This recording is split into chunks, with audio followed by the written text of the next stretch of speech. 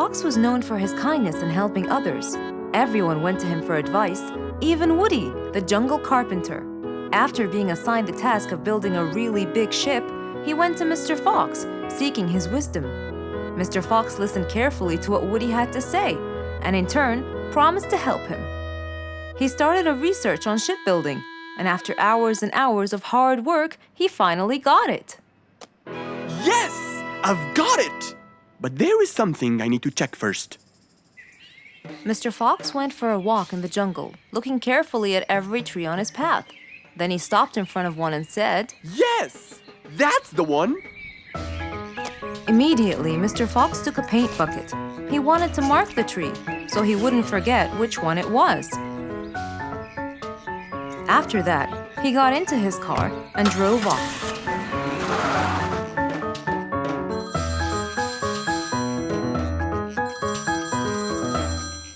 When he got home, he called Woody to tell him that he had found the perfect solution to his problem. It only took a few minutes before... Oh, Woody, right on time.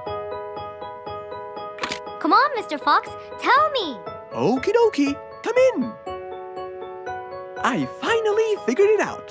I never doubted you, Mr. Fox. I was sure you'd be the one to help me find an answer to my problem. Oh, don't mention it. Here you go. These are blueprints. They're guidelines that will help you learn how to build a ship easily. Woody started reading the blueprints thoroughly. He knew most of what was written in it, so he looked up and said, It's a lot easier than I thought. Thank you so much, Mr. Fox. Oh, but Mr. Fox, what about the materials that I'll need to build it? Here's a list of all the materials you'll need. And what about the kind of wood I should use, Mr. Fox? I did extensive reading, and I found out that our ancestors were famous for using teak in the process of building ships, as it's really stiff, strong, and it can also be shaped to have wide planks, which would help the ship to withstand the waves of the sea. But I know you don't know what teak is. Not everyone does. But come along. I think it would be better to show you the tree I found earlier in the jungle. Our jungle? Of course! Everything you dream of can be found in our beautiful jungle. Mr. Fox got into his car with Woody by his side and drove off. They headed towards the tree that Mr. Fox had marked earlier. Here's the tree. Huh? I have loads of that wood in my store, but I never knew that I could use it to build ships. I didn't know about teak either. But with a little bit of research, everything is open to you, my friend. Mr. Fox, I can't thank you enough. I'm really happy right now. I'll never forget what you've done for me. It's my pleasure, Woody. Now that I know what I should do, I'll go back and start building that ship for Nate as fast as I could. Thank you again, Mr. Fox. So, after helping his friend, Mr. Fox got into his car and drove away happily. You know, it's true what they say. A friend in need is a friend indeed.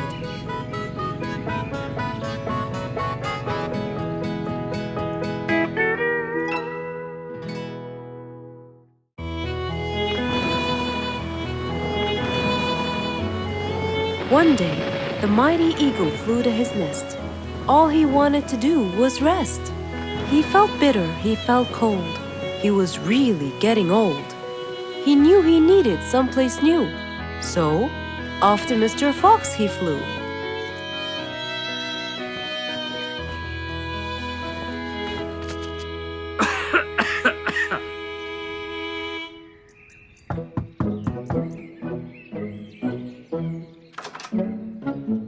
Oh, hello, Mr. Eagle.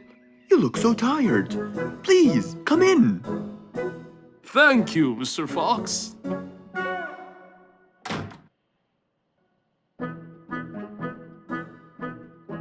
Now tell me, how may I help you? Mr. Fox, I spent years in prosperity and glory, but I'm old now and tired. I can't live out there alone in that cold weather. Where do you live, Mr. Eagle? By the mountain top. I see. The wind is strong there. I bet you catch a flu every now and then. Well, I didn't used to, but that's all in the past. Now I'm old and weary. I'm not what I used to be. Plus, I get so lonely up there. There is no one around to talk to, and no one to help me get better if I get sick. Why don't you come and live with us in the jungle? I looked around, but I couldn't find the right place for my huge nest. I'm too old to build a new one, and I can't really stay in someone's home. Mr. Fox kept thinking for a while. What could he do to help his dear old friend?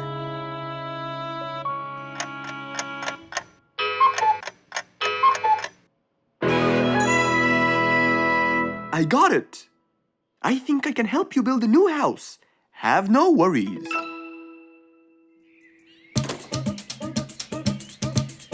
Mr. Fox quickly grabbed his toolbox and hopped into his car. He drove through the jungle while Mr. Eagle flew above him. He stopped in front of a tree that looked both old and firm, right in the middle of the jungle. Lots of animals and birds lived around here. What a beautiful place, Mr. Fox. Wait till you see what I have in mind for you. Mr. Fox started to work. He put a ladder against the tree and counted the steps up.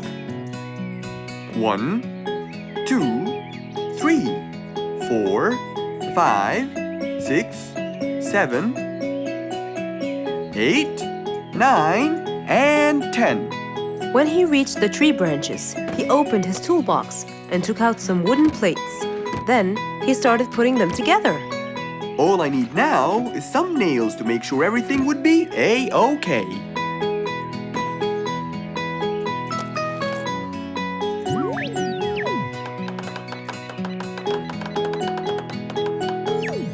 We're almost done, Mr. Eagle.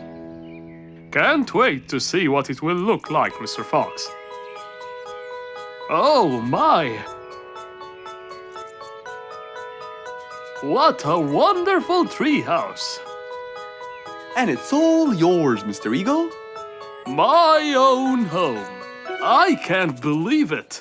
Thank you so much, Mr. Fox. You're most welcome. As Mr. Eagle got inside his new house and closed the door, he felt a happiness like never before. He knew Mr. Fox's idea was truly the best, for there was comfort, there was warmth. He felt really blessed.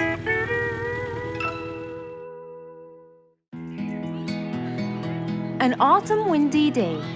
It was Jumbo's birthday. He was dancing and playing with his friends, hoping this day would never end.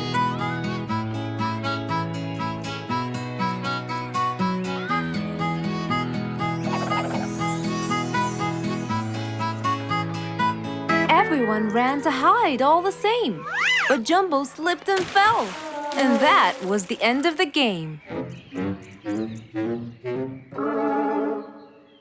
All the animals heard the fall, but Mommy Jumbo ran before them all. Jumbo!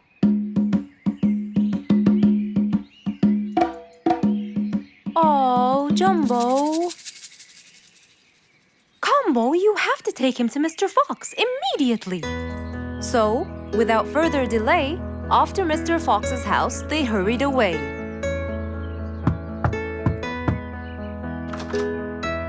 Hey, Mrs. Combo, what's wrong? Help me, Mr. Fox. Jumbo is ill. Oh, please, come in.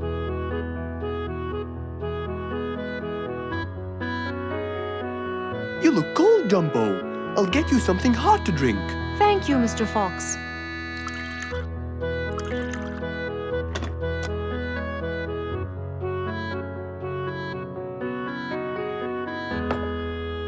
We were celebrating Jumbo's birthday. Oh, happy birthday, Jumbo. Thank you, Mr. Fox. But as he was playing with his friends, he slipped and fell into the pond. He started shivering and sneezing. I feared he might be sick, so I thought I should bring him to you, just in case.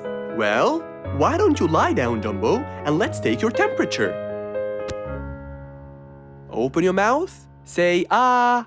Ah. Fever, stuffy nose, red dots all over his trunk. It's definitely sniffles. Oh my, sniffles? Don't worry, Mrs. Combo. It's just a sniffles fever. It will go away. All you need, champ, is some rest and just one pill of antidote. And when you're better, you can go back to play with your friends. Thank you, Mr. Fox. After thanking Mr. Fox, Mrs. Combo took Jumbo back home to let him rest.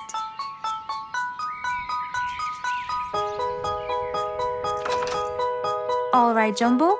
Now all you need to do is follow Mr. Fox's advice and keep Mr. Thermometer under Under my tongue? To find out if I'm all better so I can go outside and play with my friends? But first, you gotta Keep my thermometer in my mouth? right, son. You can count on me. Now, you'll stay put and oh, sorry. Call me when it beeps.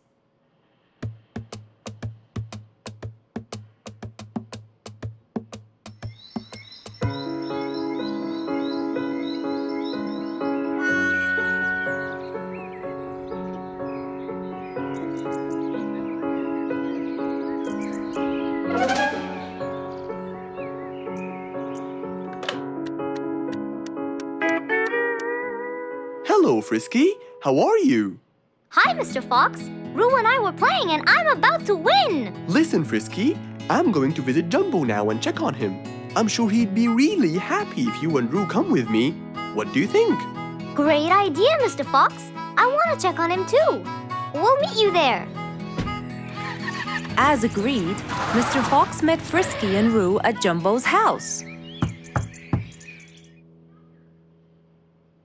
I'm coming.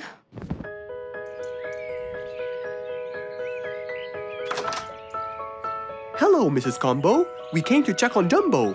I hope he's feeling better now. Why, yes, Mr. Fox. Come in, everyone.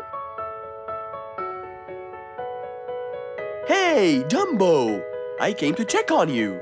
And I brought your friends along too. Are you feeling better now? Hi, Mr. Fox. Hi, guys. Hey, Jumbo. How are you feeling? Well, I feel better, but... Well, we need to take your temperature one more time, Jumbo. Is it time? It's time, all right? What does it say? Well, let's see. Your temperature is, oh. Your temperature is just fine and dandy, Jumbo. You're not sick anymore. You are A-OK. Yes! Now we can go outside and play. But first, I need to tell Mom. Mom? Mom? Where could she be? She's not in the kitchen. Mom! She's not in the living room. I wonder where she is. I'm here in the bedroom. Mom? Are you okay? I think I might have caught a case of sniffles too. Don't worry, dear. I'll be fine. Now why don't you go out and play hopscotch with your friends? I'll join you when I get better. But Mom, I won't be happy if I go to play and leave you here all by yourself. I'll be only thinking of you. So, what do you think you should do, little Jumbo? I have to sit here and take care of you, Mommy. You always take care of me when I get sick. I'll take care of you and never leave you alone. Oh, I love you more than anything in the whole wide world, Jumbo. Now it's time to take your temperature. Right, Mr. Fox? You're absolutely right, Jumbo. So rather than go out to play, by his mother's side, he decided to stay.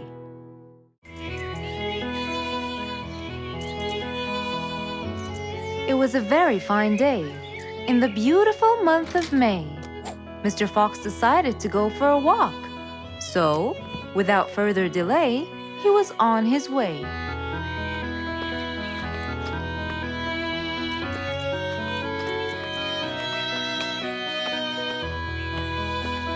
While Mr. Fox was walking, enjoying the sun and the trees, he heard a quarrel at a distance and someone saying, Stop!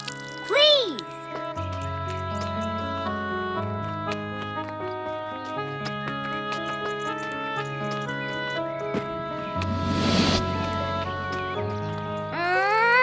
What? Can't a monkey enjoy a spring nap in peace? Nap somewhere else. I don't care. Excuse me? You splash somewhere else. You've got the whole ocean. That's more than enough room. What's going on here? I like it here, and I'm going to stay. You stink! Bingo? Bite me. Bubbles? I gobble you up, but I prefer a healthy diet. What's the matter with you two? I'm calm and happy. I'm just simply awesome. Mr. Fox, can you believe her? Honestly, I don't believe the fact that you two are fighting in this lovely weather. You tell him, Mr. Fox. Such a gloomy monkey. All I want to do is take a nap. Such a gloomy monkey, such a gloomy monkey. Bubbles, stop that. What's your problem, Bingo? What can I say, Mr. Fox? I just wanted to nap on my hammock. But Bubbles kept splashing water all over me. And it's so irritating. As if it wasn't on purpose, Mr. Fox. I just wanted to enjoy spring my way. Can't I enjoy the weather however I please? Of course you can. But Mr. Fox! And you too should enjoy your spring nap as well, Bingo. Finally! That's right. Go enjoy your spring sleepiness some other place. Say what now? You know what? I've got the perfect solution to your problem. Really? Yes, and it's very simple. What is it, Mr. Fox? Wait here for a second. Don't splash water for a short while, okay? Fine.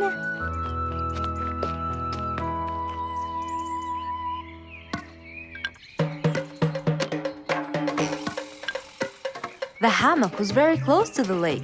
That's why Bingo got water all over him every time Bubbles splashed. But Mr. Fox wasn't gonna let them fight.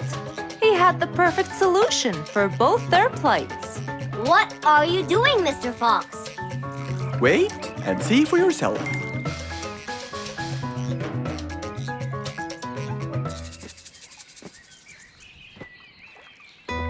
Let's see.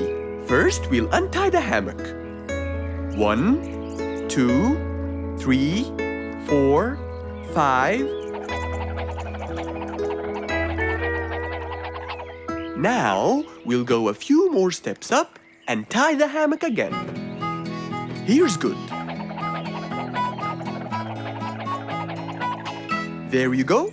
Try it now, Bingo.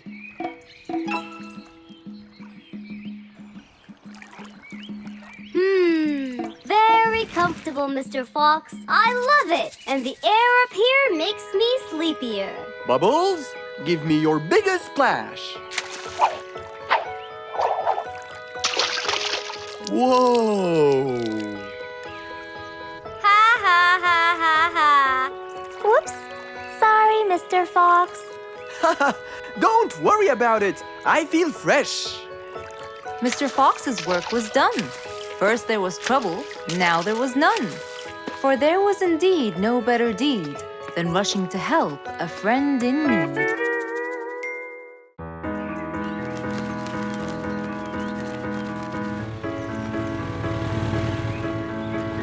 One beautiful spring morning, though tired and sleepy, Mrs. Sharpie the post owl was on her way to Alfie's house to deliver a parcel.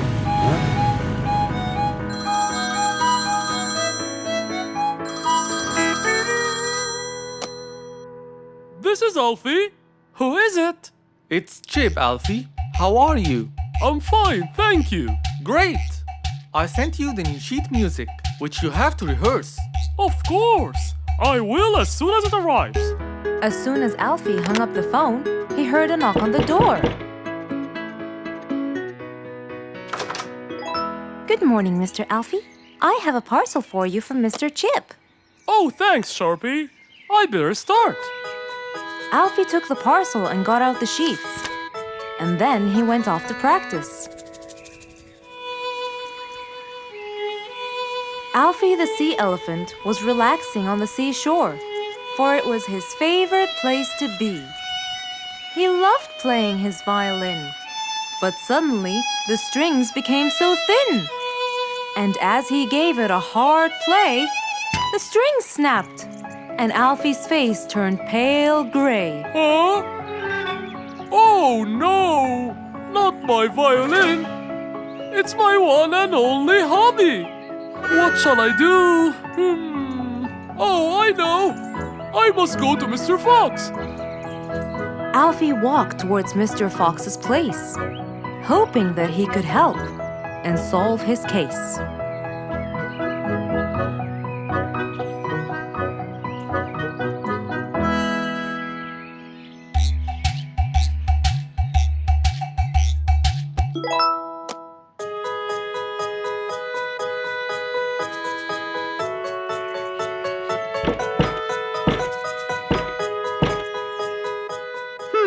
I wonder who?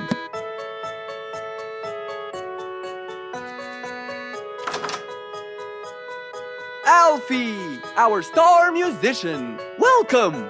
Come on in. Thank you, Mr. Fox. Have a seat. Would you like some lemonade? Yes, please, Mr. Fox.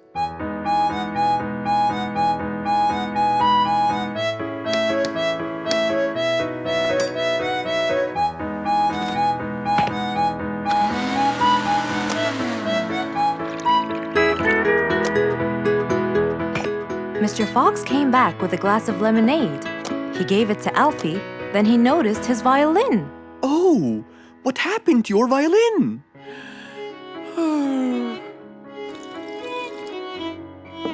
I was playing by the seaside, and suddenly the string snapped. What do you think I should do? Well, we can simply buy some new strings and change them. I already bought them, but I don't know how to change them. It's my first time. No problem. It's easy. Now let me teach you how to replace them. First, we remove the old string by twisting this till it's loose. Then, we pull the broken string out of its hole. After that, we twist the tuning peg on the other end and pull the other end of the string from its hole as well. See? Now the whole string is out. We insert the thin end of the new string into the hole of the tuning peg. Then, bend the string around the hole like that and fix its other end into the other hole.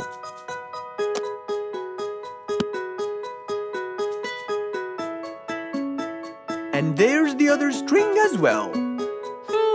Finally! Go ahead and play it. Okay.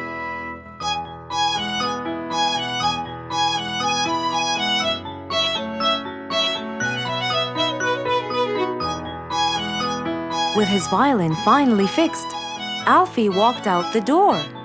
He went back to play on his favorite seashore.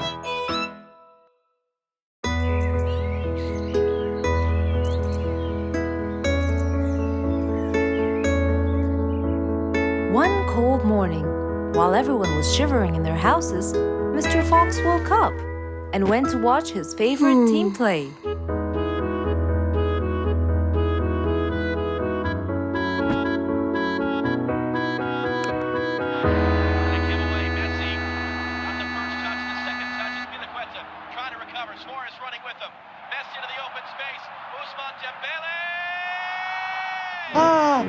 He's going to win! I wonder who could it be so early? Wait a second! I'll be right there! Good morning, Woody. How are you? It's been a long time since we last met. Oh, Mr. Fox, It has been a while. Tell me, have you finished building Nate's ship? Yes, Mr. Fox. I used teak and bamboo. Nate liked it a lot. He took it out on a trip. He and his friends had so much fun. Great! Mr. Fox, I noticed how beautiful your flowers look. You take really good care of them. Of course. And you know what? I'll tell you everything I know about flowers. Really? Thank you, Mr. Fox. Come in and have a seat while we talk. Okay. Woody followed Mr. Fox inside. Feeling a little cold, he waited patiently while Mr. Fox prepared 2 nice bowls of hot soup for them both. Here you go. Thank you. It's delicious. Glad you liked it. Now tell me, what's bothering you, Woody? How did you know that something was bothering me? I know you all too well, my friend. Okay. You know, it's really nice and warm here. Yes, warm weather helps me think and relax. Well, Mr. Fox, I'm sure you know that I've been a carpenter for a long time now.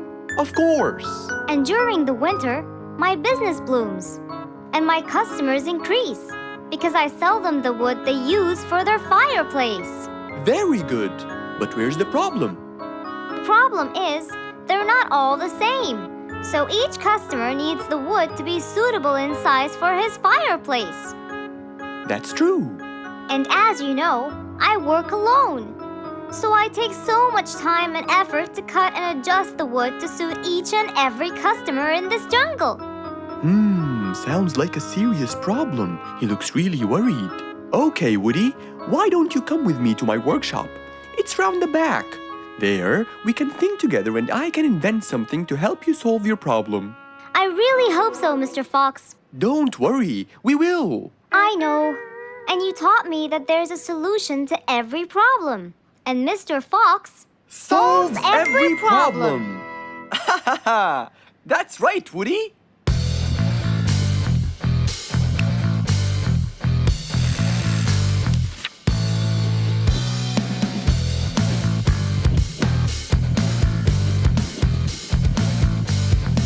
I will invent a gigantic wood-cutting machine that has the ability to choose and control the size and shape of your wood depending on what you need.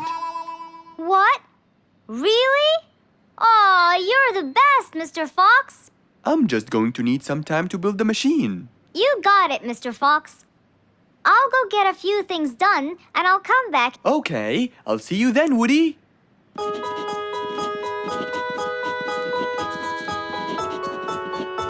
Mr. Fox started designing his cutting-edge invention.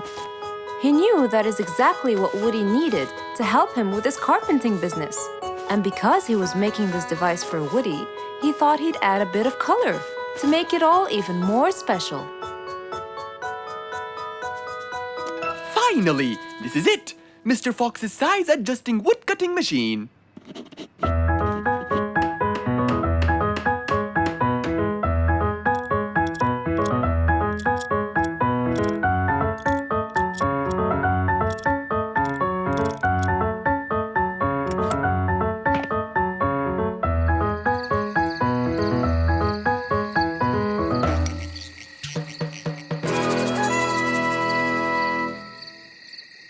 After finishing the device, Mr. Fox sat to listen to his favorite music, waiting for Woody, who came knocking on the door. Hello, Woody. You're right on time. Have you finished building the new machine for me, Mr. Fox? Of course I have. It's in my workshop. Let's go see it.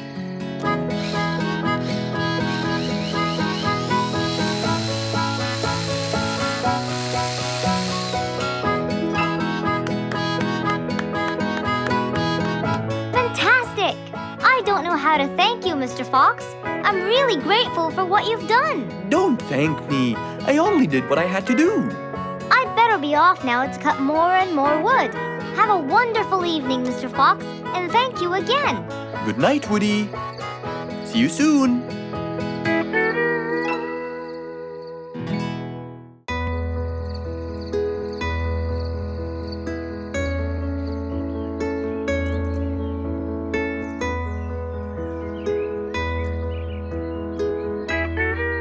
It was a bright, early morning. Mr. Fox woke up and went to wash his face.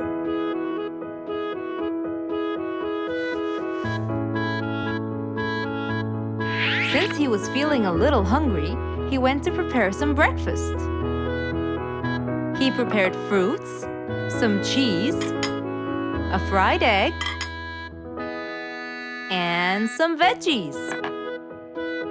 He looked around for some bread, but couldn't find any. No problem. He'll go to the bakery and buy some. I guess I need to buy some bread from Mrs. Flute's bakery. Then I can have my delicious meal.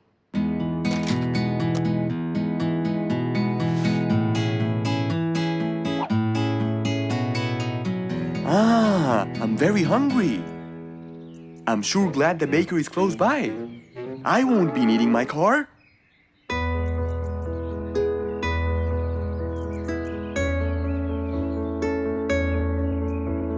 Mr. Fox decided to walk to the bakery.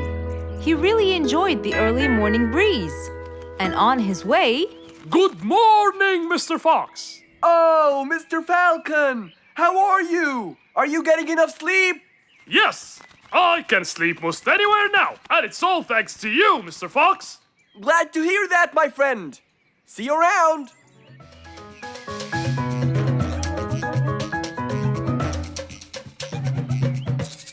When Mr. Fox finally reached Mrs. Flute's bakery, he found a long line of customers. He got in line and patiently waited his turn.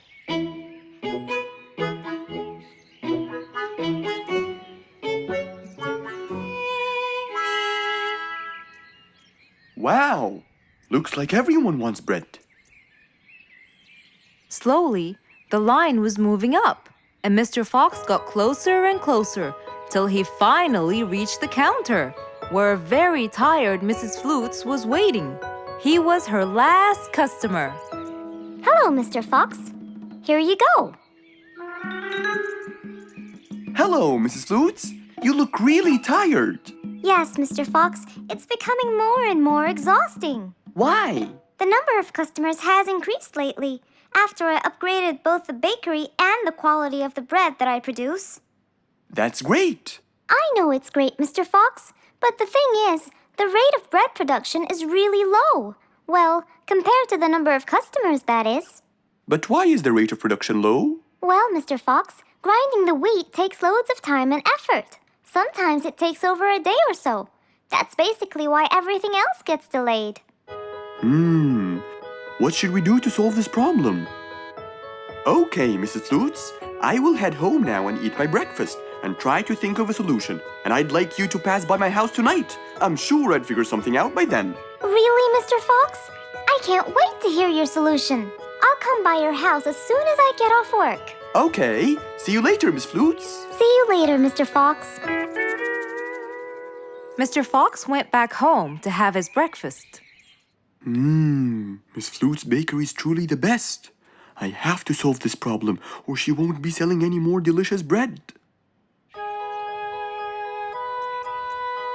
With that in mind, Mr. Fox went to his workshop to give it some thought.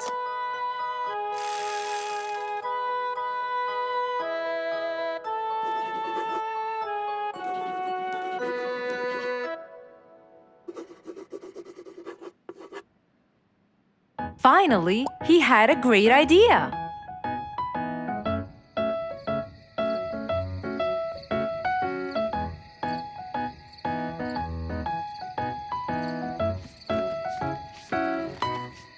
That was a long day. I should head straight for Mr. Fox. I'm sure he would have solved my problem by now.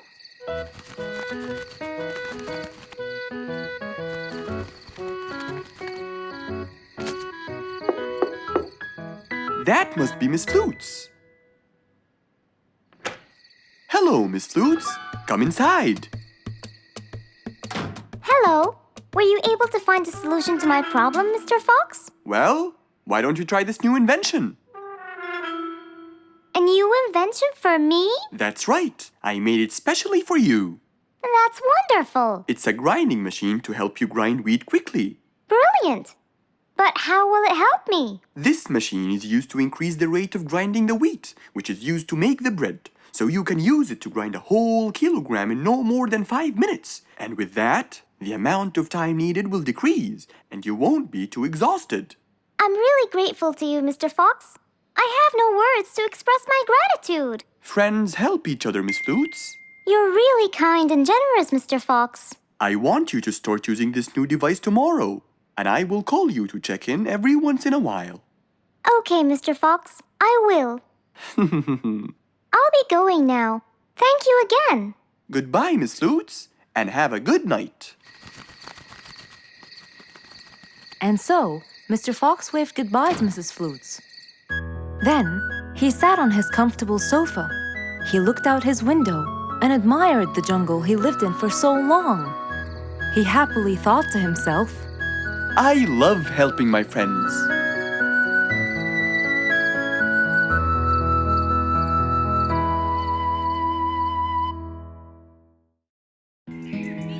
One day, the whole jungle decided to celebrate their new king, Rorik the Lion. He was young, active, and picky, and known for his loving spirit.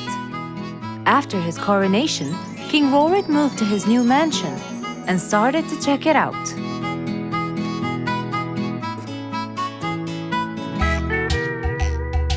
Great, and that's my throne, right? Exactly, Your Honor. Well, I'd better check it out. Yes, please do.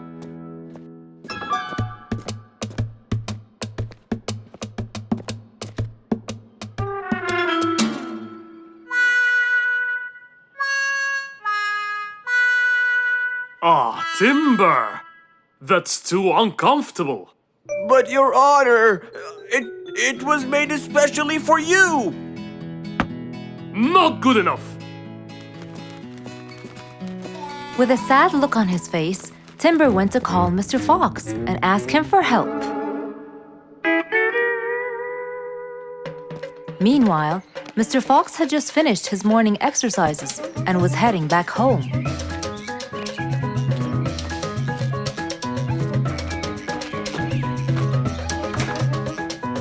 After a cold shower, he changed his clothes and had some tea.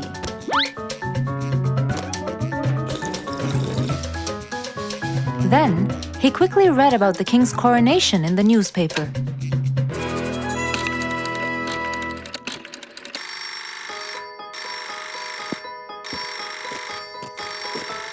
Hello? Hello, Mr. Fox. Can you please, Hello, Mr. Fox. This is Rorik.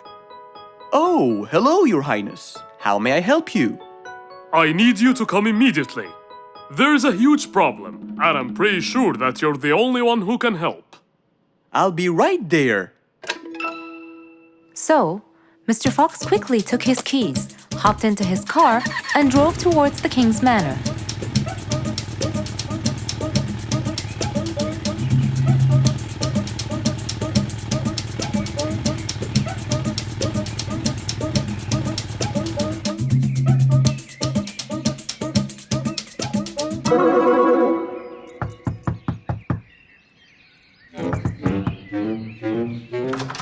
Hello, Mr. Fox. One moment, please.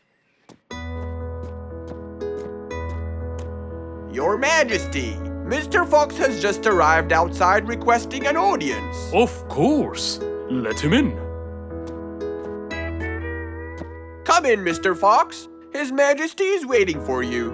Good morning, Your Highness. What seems to be the problem? Oh, Mr. Fox. Good, you came quickly. Always at your service.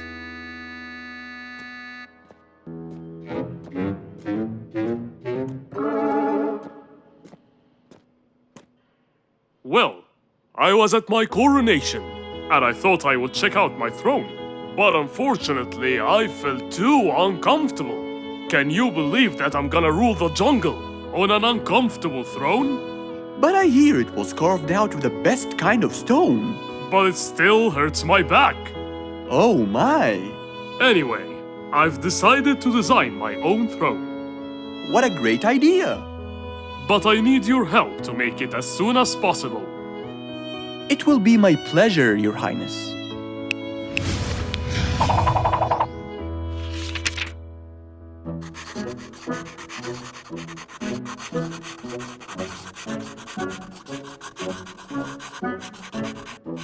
Mr. Fox designed a new throne for the king, but the king didn't seem to like it. I know just the thing for you. Mr. Fox took his tape measure and got to work. He took measurements and made estimations. This wasn't going to be easy, but Mr. Fox was gonna give it a try anyway. He hopped into his car and took off for the jungle store.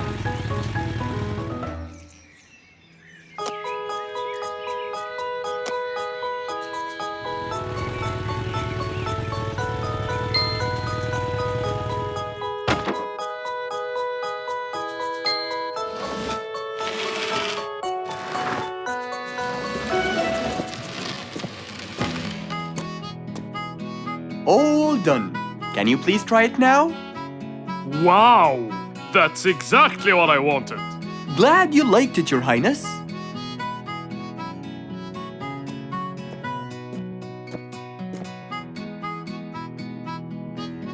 And there you have it, the new King of the Jungle.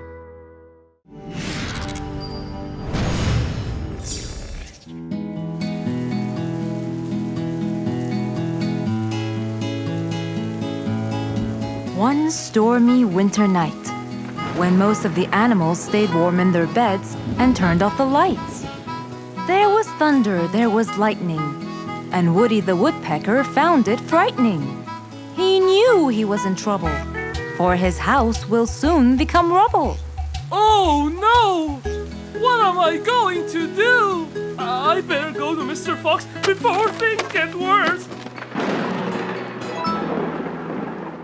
With a nice cup of hot chocolate, Mr. Fox continued reading his book when the doorbell rang. It was winter. No one would walk in the rain unless they had a complaint.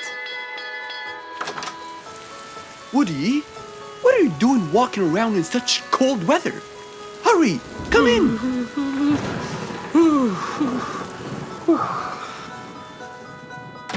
Mr. Fox, I know it's cold, and I'm sure my problems will make you feel bored, but I need your help.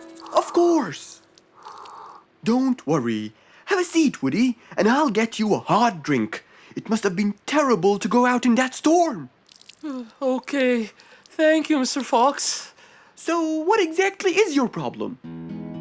My roof, it gets ruined by the rain. Oh, I keep fixing it every now and then, but now, every winter is a nightmare. here you go, Woody. Thank you, Mr. Fox. So tell me, what happened to your roof? The rain makes it damp. Sometimes I fear it gets too damp. It might fall. Oh, you're right. That's a serious problem. Well, will you help me? Mr. Fox knew he couldn't stop the rain, but he couldn't let Woody's efforts be in vain. There had to be another way. I have an idea. We need to guide the water off your roof. But how can we do that? Well, we need to visit the jungle shop. But first, we'll wait for the storm to pass.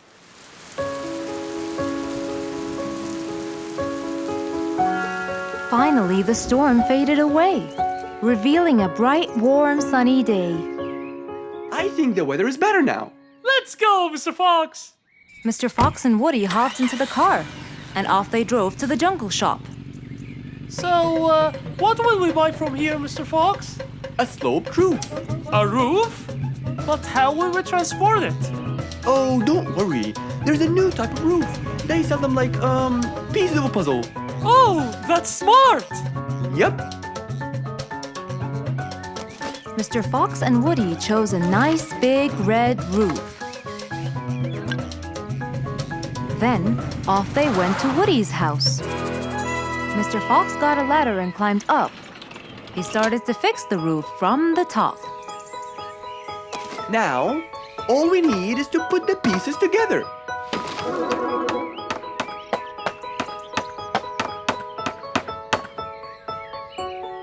All done. I'm coming down. Wow, it looks great.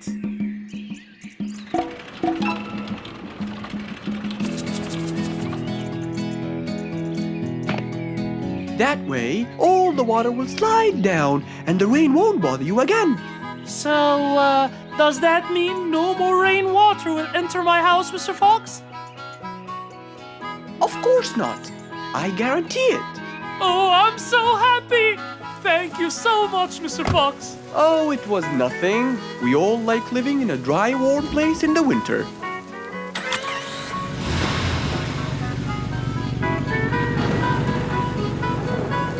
Woody thanked Mr. Fox, for now he could enjoy the warmth and comfort of his house.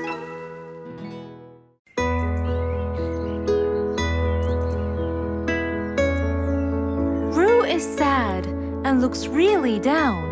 On his face, there was a frown. He had a cake, but he didn't care. And although it was his birthday, he said, "Life's not fair." "Thank you, Mom." "You're welcome, sweetie. Are you okay?" "Yeah, I'm fine."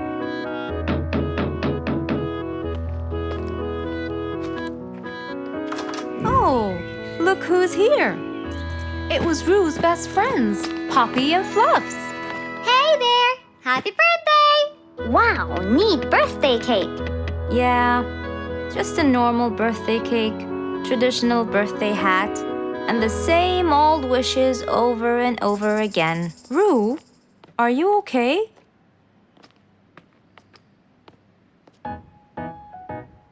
Bad timing, huh? He looks sad. I know, but the cake is still here. Oh, stop it. We have to help him feel better. It's his special day. A little bite won't hurt. Oh, sure, the cake won't hurt. But what about my fist? Fine, fine. What do you have in mind? Let's go. Where to? I know someone who can help. Mr. Fox? Duh. In an attempt to help their friend, Poppy and Fluffs went to Mr. Fox. Only he would know what to do.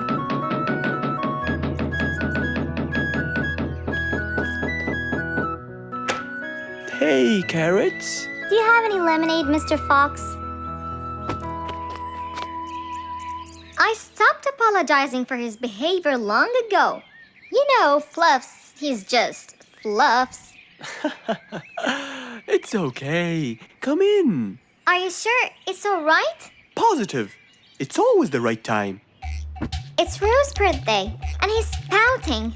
He's bored with the same birthday routine every year. So we want to make him something different this year. Can you help us? Yeah. Unbelievable.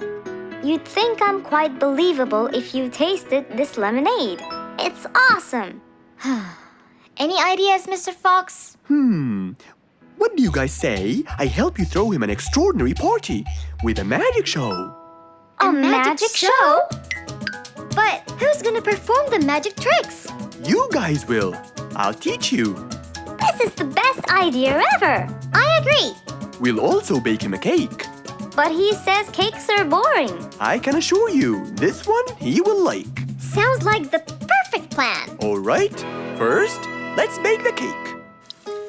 It wasn't a very easy task, but all three of them worked hard to make this the best day ever.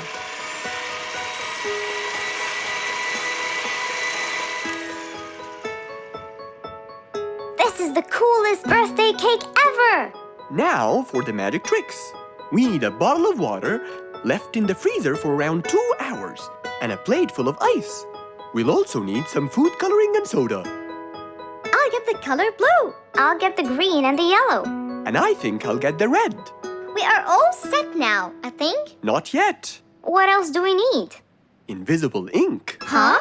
Fluffs and I will pour it over everything, including ourselves. And you, Pops, will give Roo this magic glitter. When he sprinkles it, everything will become visible. Cool. Let's go.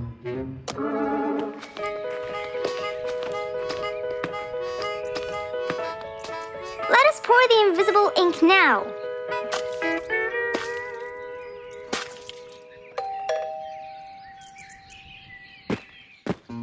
Hey, Roo! Hey, What are you doing? just sitting here, bored. Well, not for long. Yeah, right. Well, think again. Happy birthday. What's this? You have to sprinkle it around to find out. Where? First, on the table. Wow! How did you do that? It's a donut cake! Now try sprinkling all around. This is impossible! It's the coolest thing ever! It's not over yet.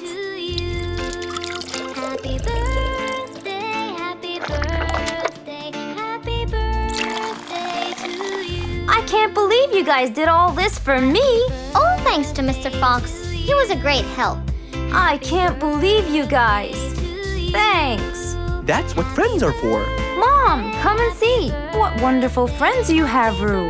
Yeah, I think so too. Because of his friends, Roo's birthday was extra nice.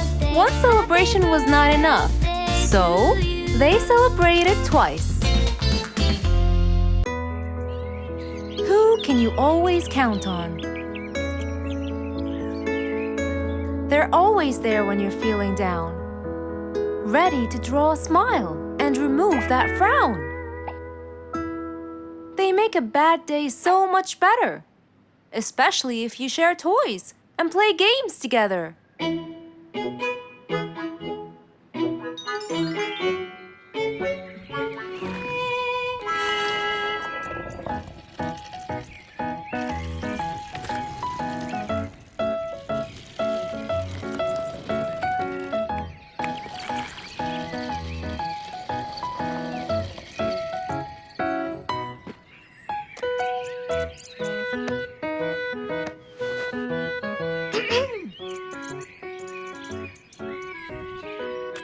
Officer Sherlock Fluffs? I'm with you, Officer Poppy Holmes. I think we're moving in the wrong direction. You might be right, Officer Poppy Holmes. I can see footsteps in the opposite direction.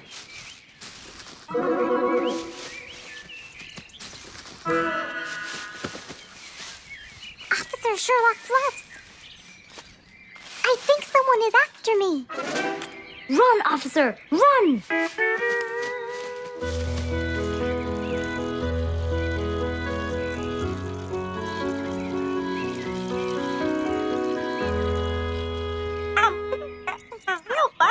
What do you mean? Poppy! Poppy! You there? Poppy! I can't believe we lost the connection. Poppy! Poppy, where are you? Filled with worry, Fluff searched and searched for Poppy, but he couldn't find her anywhere.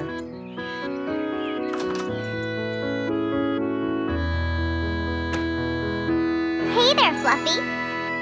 What? How come you're here? I thought you'd eventually come home. What happened to your walkie-talkie? It's not working.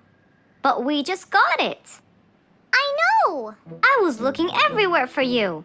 Aw, Fluffsy, were you worried about me? Stop it! We need to fix this thing. Do you have any idea how? Hello? You're the smart one. But I'm not much into technology. You know that. At least take a look at it. I did, before you came. I got nothing, really. Should we go over to Mr. Fox? I think we should. Let me change first.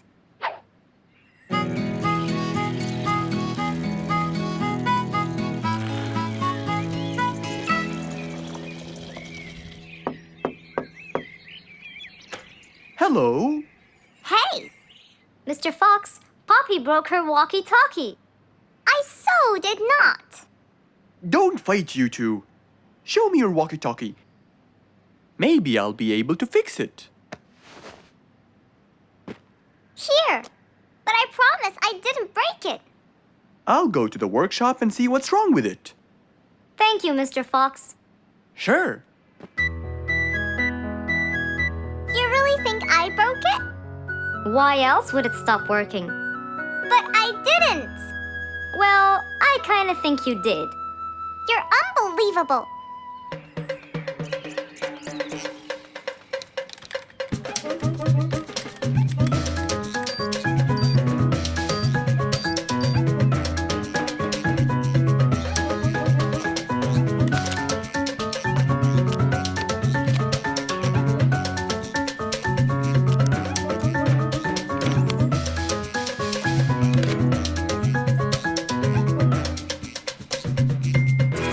It's working just fine.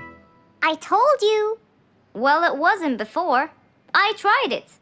I know it wasn't, but now it is. See, Poppy, you did break it. And Mr. Fox fixed it. It wasn't broken, Fluffs. It just ran out of batteries. I'm sorry, Pops. Never mind. I was worried about you, though. I know. I have a wonderful brother.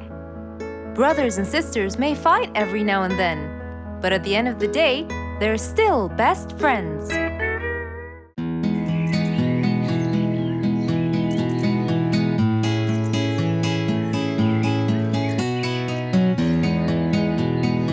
Spike the dragon always bragged about how good he was at photography. And all he wanted was just one little chance to prove to everyone how talented he was. It didn't take long before someone actually recommended him to be the official photographer of King Rorik the Lion's birthday party. All done and send. Wow! That's a nice picture! Now we know who'll be our photographer. And immediately, Mr. Tiger sent a message to Spike. Oh! Finally, someone recommended me. I won't let them down. I promise. And so, Spike started to train and practice some more. His pictures were beautiful, and he felt so happy. Everything went well until the morning of the party.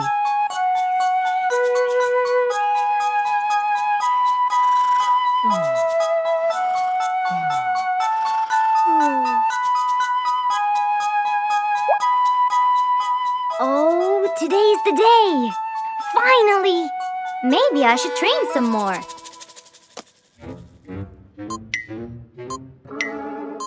Huh? Oh no! What have I done? While Spike was testing his camera, he pressed on something that changed his camera settings. Now all his pictures turned to white. Spike tried to change it back. He cleaned his lens and checked his filters, but all was in vain. What will I do? Oh, what will I do? I must go to Mr. Fox at once. Feeling so worried and sad, and with no clue what to do, Spike held his camera and flew off to Mr. Fox.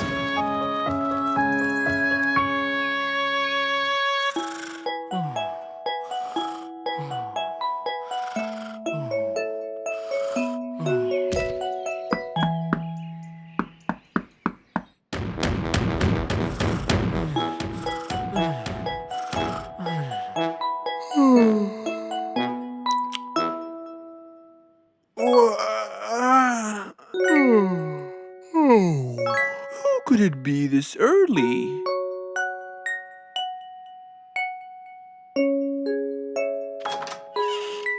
Oh, Spike, it's you.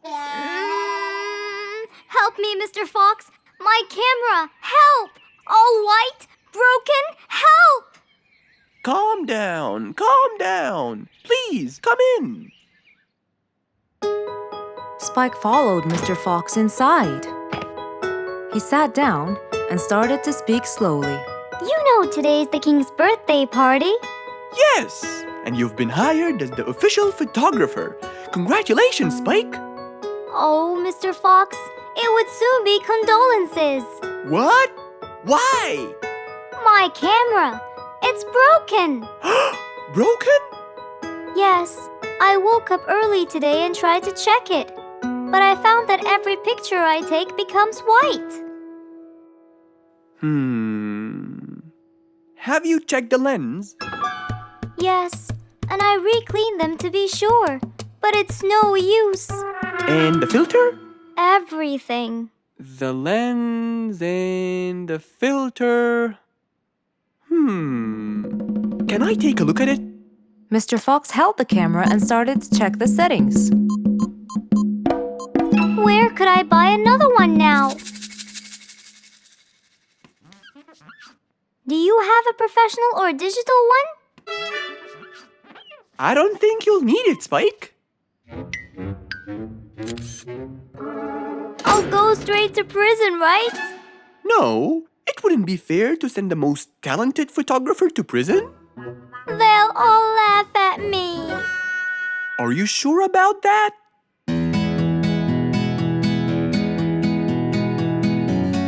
Mr. Fox took a picture with the camera and showed it to Spike, who couldn't believe his eyes. Wow, it's back.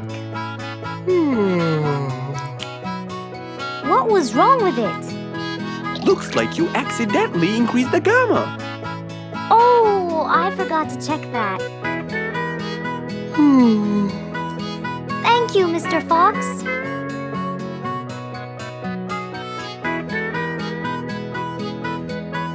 I'll go now. See you at the party. That would be awesome. With that, Spike walked out of Mr. Fox's place. He went back home with a smile on his face.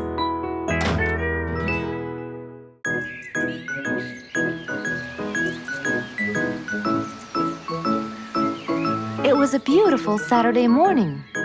Since the sun was shining and the weather was nice, Mr. Fox thought it was perfect for morning exercise.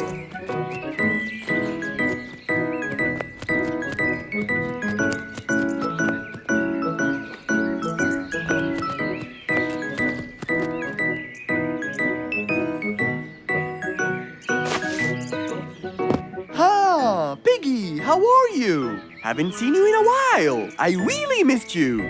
I'm fine, Mr. Fox. I really missed you too. I hope you're doing great.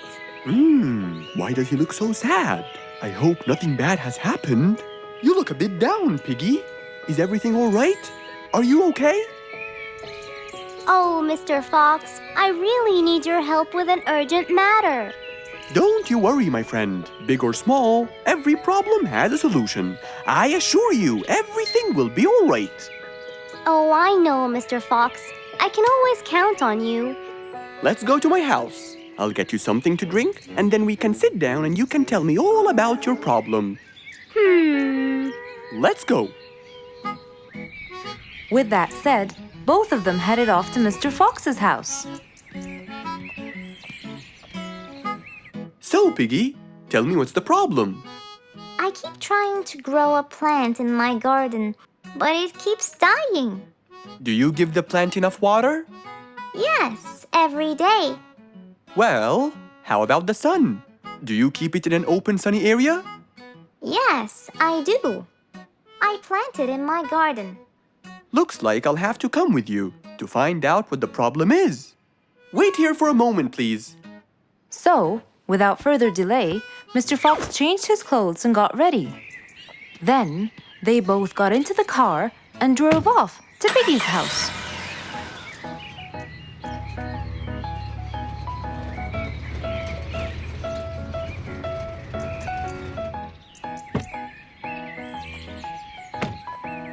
Look, Mr. Fox, these are the plants I told you about. Little Piggy, the plant you're trying to grow is ivy. And ivy likes to grow on something firm, like a gate or a wall. That's how they grow so tall. Ivy? I thought it was just an ordinary plant. Well, you can still grow it on the garden wall. Piggy, do you have a ladder? Yes, Mr. Fox, over there. Okay, come with me. Hand me the drill, please.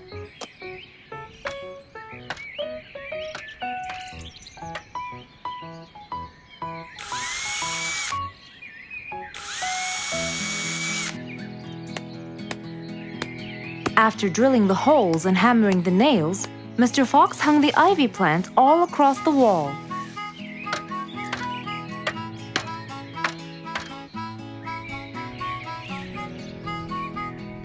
Now, when the ivy grows, it will find this wire to hold on to. I got it. Thank you, Mr. Fox. You're welcome. Take good care of it. After saving the plant and helping his friend, Mr. Fox took off. And that, my friends, was the end.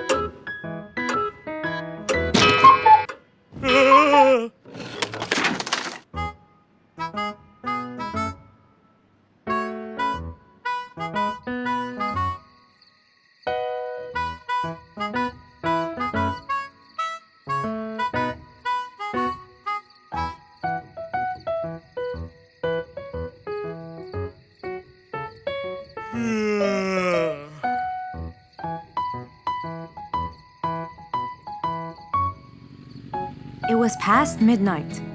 Mr. Sleeperson Koala was on his way home from work. The streets were empty and quiet. He was falling asleep. He tried really hard to keep his eyes open, when suddenly the car stopped for no reason. And Mr. Sleeperson didn't wake up, as if it was the hibernation season.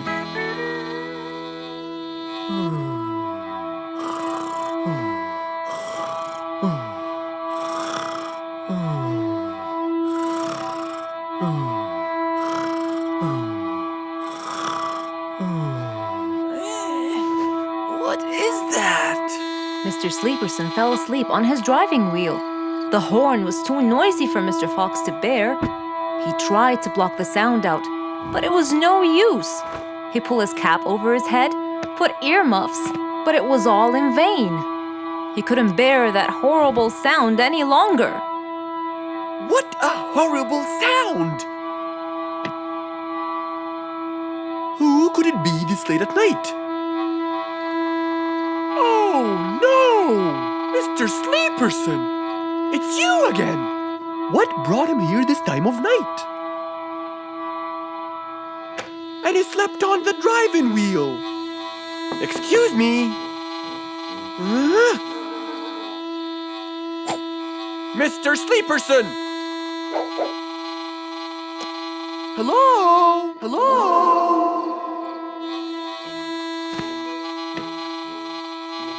Oh, that's enough!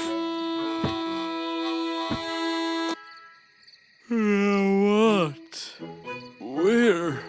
What time is it? It's 2 in the morning, and you fell asleep on your driving wheel in front of my house. Oh, Mr. Fox. Hello. Oh my, it's 2 a.m. Oh, you noticed? So how can I help you, Mr. Fox? Help me? Help me? You're the one in front of my house. What am I doing here? I don't know. You tell me. I was fast asleep when I woke up to that horrible sound of your noisy horn. Oops. Sorry. I must have fallen asleep while I was driving again. My bad. Never mind that. Could you please drive all the way to your own house without falling asleep or bumping your head against the horn? Oh, sure, Mr. Fox. Have a good night. Good night. But as Mr. Sleeperson tried to start the car, it wouldn't start. Huh? Oh, man! Oh, Mr. Fox. Wait. Help! Now what? The car won't start. Is that so? Can you check it for me, please? Of course! Mr. Fox walked back to the car and started to check it out.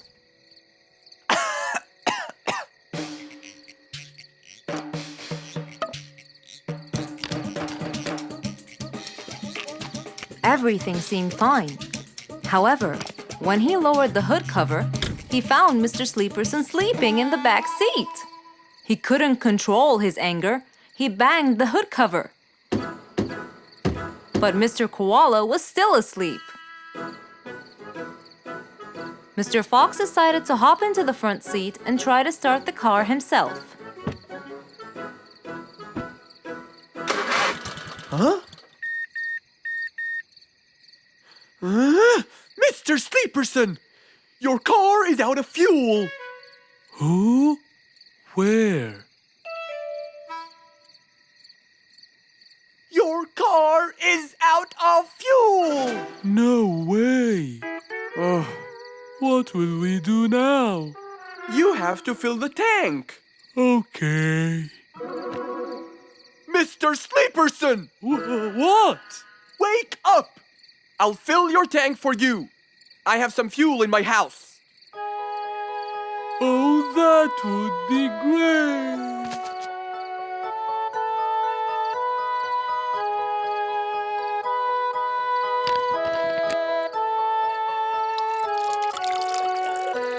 Mr. Sleeperson, it's all done. You can go home now. Oh, thank you. Thank you so much. You're welcome.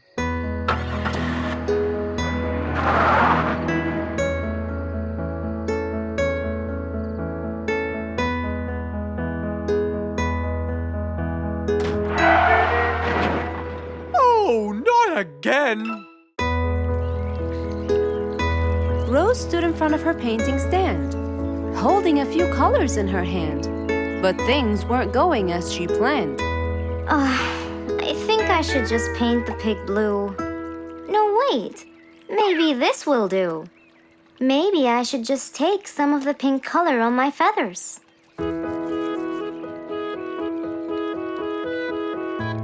This isn't working. Maybe I should call Mr. Fox. He might have some clue about what I should do.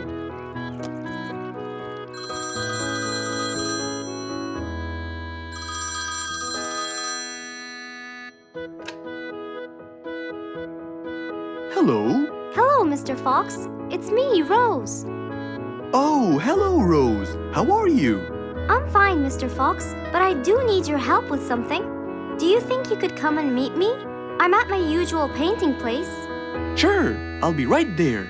So, without a moment to lose, Mr. Fox got ready, got into his car, and drove off to where Rose was painting.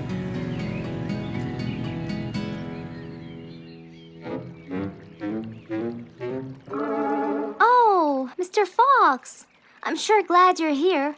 I tried everything, but nothing seems to work. What are you trying to do, Rose? I was just trying to get some pink paint, Mr. Fox. I'm not sure that this is the right way to do it, Rose. Well, what should I do? Do you have an empty color palette? Of course. So, what colors do you need? I have red, blue, yellow, black, and white. But I still need pink, green, orange, purple, and brown. Let me see. If we take a bit of red and a bit of white, we can make pink. Oh, it's just like magic. How about the other colors? Do you want to try? Why, yes, I would. But which colors do I use? Use your imagination, Rose. I want to try red and blue. Okay. Wow! Now I can paint my violets purple. Do you want to try again? Sure. This time I'll try red and yellow. Nice. Now you have orange. It's beautiful, Mr. Fox. But I'm still missing green. Well, let's see. We still haven't mixed blue and yellow, have we? Right! This is a really cool shade of green. Now you can paint all you want. But, Mr. Fox, what about brown? Right. I almost forgot. Let's try orange and blue. Yes, that's it. I really can't thank you enough, Mr. Fox. Don't worry about it. I really like your painting. You do? Yes, it's quite colorful. Well, thanks to you. Now, whenever you're missing a color, all you have to do is try some together. All the colors that Rose once knew, when mixed together, turned to something new. Pink, purple, orange, and green. Something she had never seen. It was a bright, early spring morning. Still feeling a little sleepy, Mr. Fox opened his eyes and got out of bed.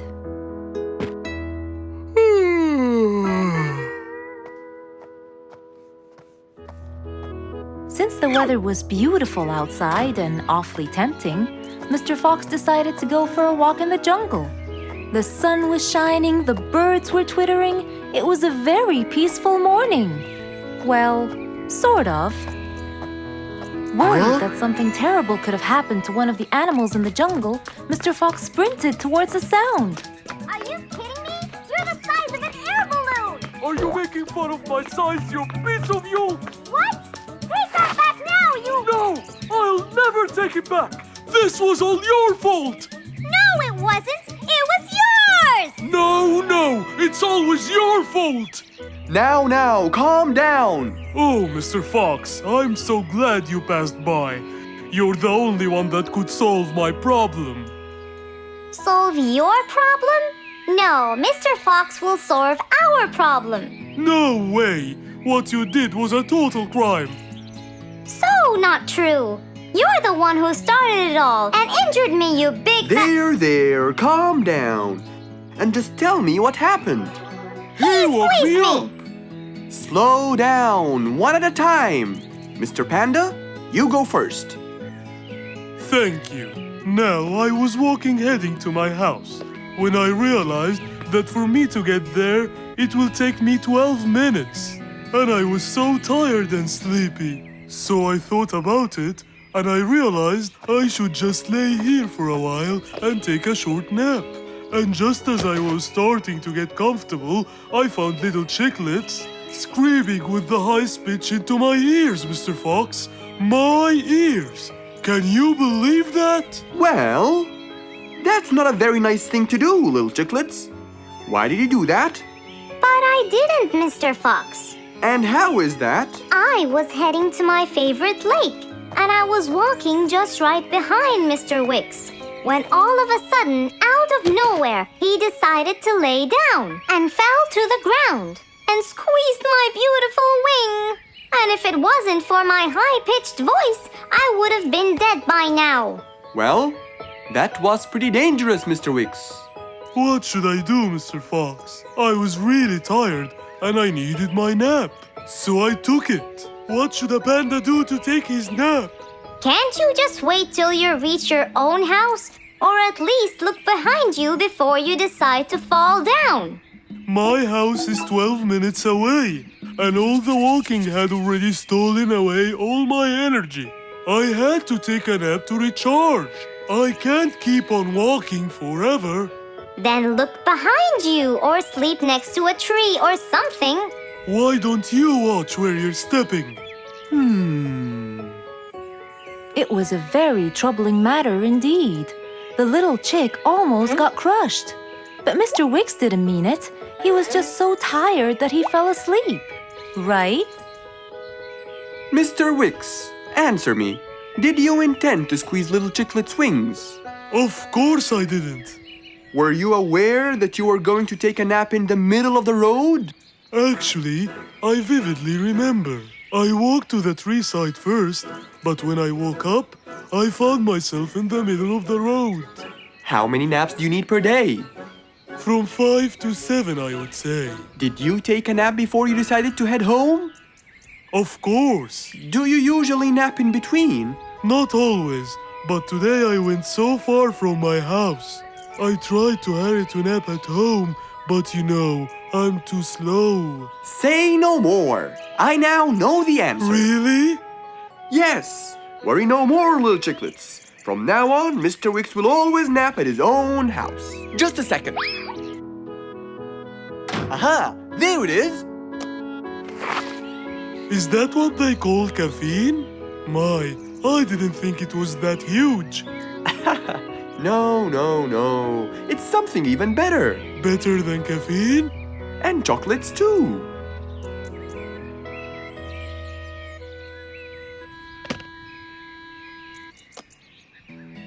Wow! Rollerblades! So you'll be able to move fast and reach your house as fast as you can. Oh, can I try it now? Sure you can. Wow! Whee! Yahoo! Thank you, Mr. Fox. Anytime you need me, I'll be there.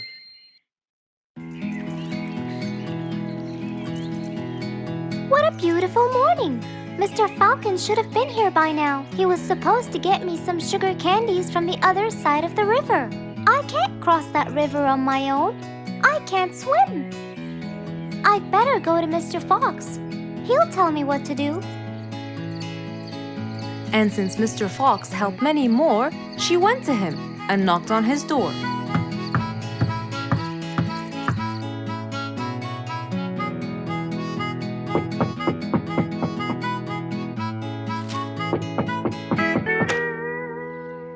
Who's there? Over here, Mr. Fox. Oh, little Auntie Lou. Welcome. Please come in. Thank you, Mr. Fox.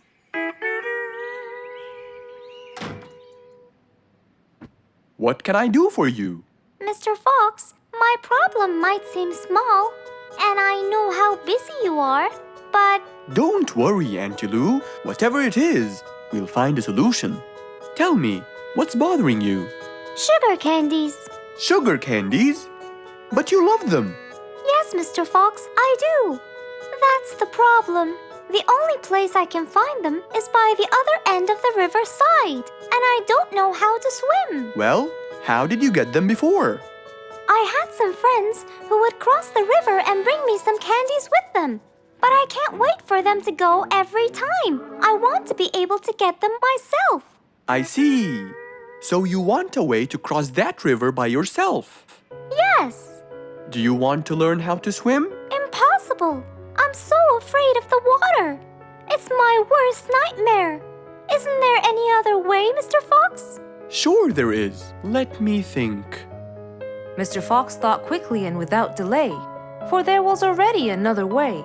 He'll build a bridge for Auntie Lou, so she could cross whenever she wanted to. Little Auntie Lou, how wide is that river? Very wide, Mr. Fox. It won't be easy, but let's go. Into the workshop ran Mr. Fox. He grabbed some wood and his toolbox. He put them in his Jeep and hopped inside. Then he and Auntie Lou went for a ride.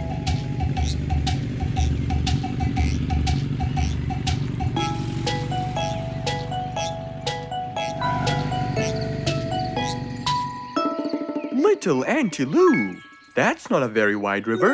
But it is to me, Mr. Fox. You're only saying that because you're too big. Maybe you're right. Little Auntie Lou, let's get started.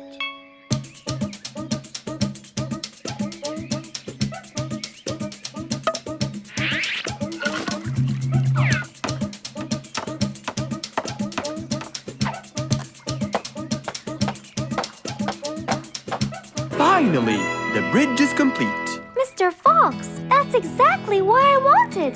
Thank you so much. I'd better be on my way to collect the sugar candies. I've always dreamed of this.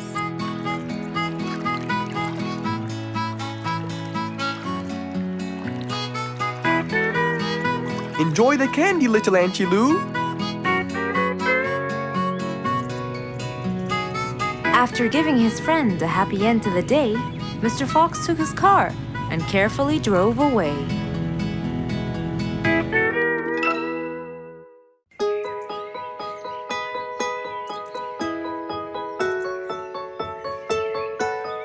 Beatrice was a little energetic bee. She wakes up early, eats her breakfast, and checks on her honey. Then she goes out to collect some nectar. That smells great. I'll take some from here. Wow, that looks fresh. Here's my favorite type. And so, she went collecting all the nectar she needed, and when she was all done, she went back home. But as Beatrice came closer and closer, she could see that someone had been to the hive. Oh no! My honey! It's all gone! Who could have done this? Beatrice looked right and left, but no one was there. Sadly weeping with grief, she went to the place where she might find relief. Oh, Beatrice, how have you been? Mr. Fox! Beatrice, what happened? Someone stole my honey and destroyed my hive! Who would do such a horrible thing? I have no idea. I was out collecting nectar, and when I came back, I found... Calm down now, calm down. I don't know what I should do. Mr. Fox felt sorry for Beatrice. He kept thinking of a way to prevent this from happening again. Aha! I got it. You know who did this? No, but I can prevent this from happening again. Really? Really? Come with me. At once, Mr. Fox ran to his workshop. He grabbed some steel, some wooden plates, and his toolbox. He then hopped into his car with Beatrice by his side and drove away.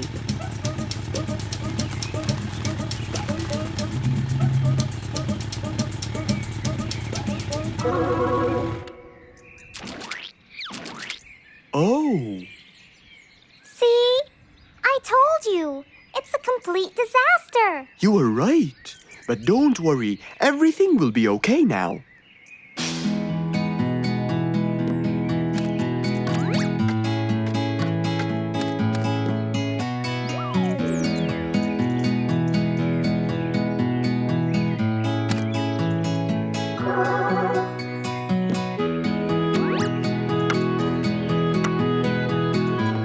Mr. Fox started to work. He got the wooden plates and built a box out of them, which he put on the tree branch. Then, he surrounded the box with steel. He made sure the nails went in properly and made a door for little Beatrice. Now, all done. Wow, it's amazing. Thank you, Mr. Fox. There, take this too. And what's this? This is the key to your hive, so no one would enter without your permission. Really? Oh, I can't thank you enough. Don't worry about it, Beatrice.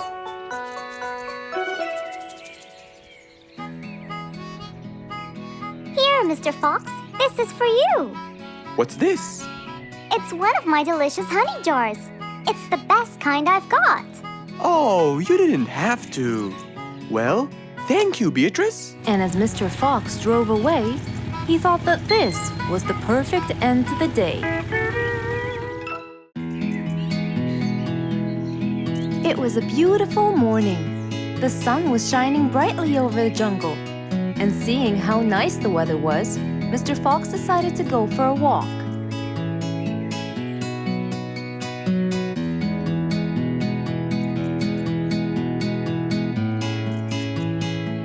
The birds were twittering, the bees were humming, and the flowers smelled pretty.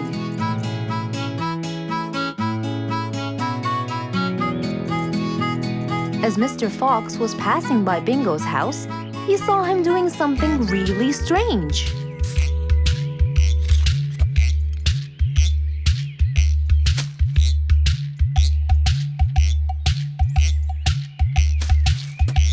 Bingo! What are you doing? I'm storing my favorite fruits to eat during the winter. But you can't just bury them. They'll soon rot. But what can I do, Mr. Fox? They only grow in the summer, and I love to eat them so much. Mr. Fox thought about it for a while. What could he do to help Bingo?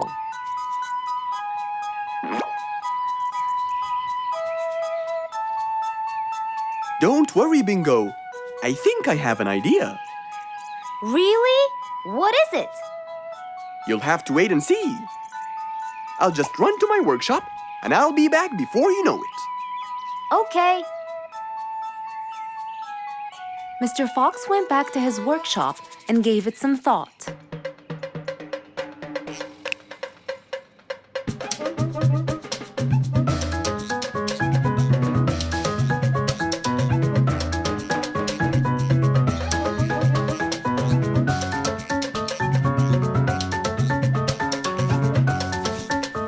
After calculating all the details, he started to gather the things that he needed.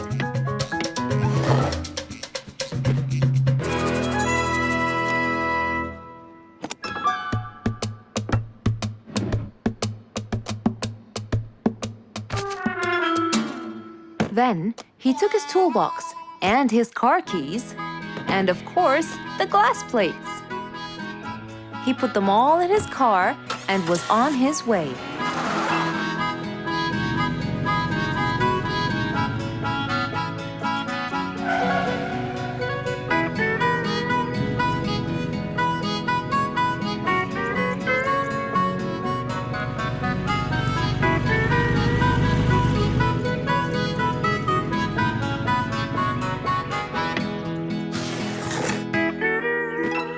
What's all this for? It's a surprise. I can't wait!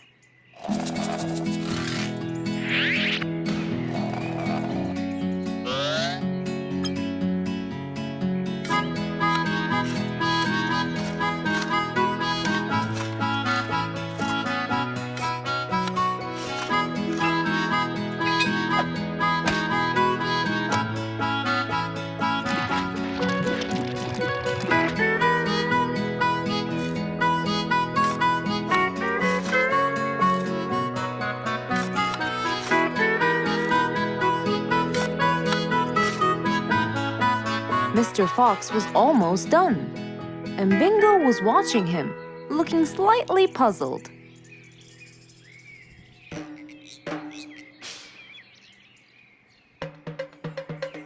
Here you go. You'll never miss pineapples again. So I can store them in here? No. You'll grow them in there. This is called a greenhouse. But it's not green, it's transparent. No. It's called green because we can grow green plants and fruits inside it whenever we want. Oh, so now I can have pineapples whenever I want? Yup. Anytime you want. Awesome! Thank you, Mr. Fox. Glad I could help. Here, this is for you, Mr. Fox. It's the best one I've got. Oh, that's very nice of you, Bingo. I love pineapples. Now you and I can eat them anytime we want. After helping out his friend, Mr. Fox went back to enjoy the rest of his day.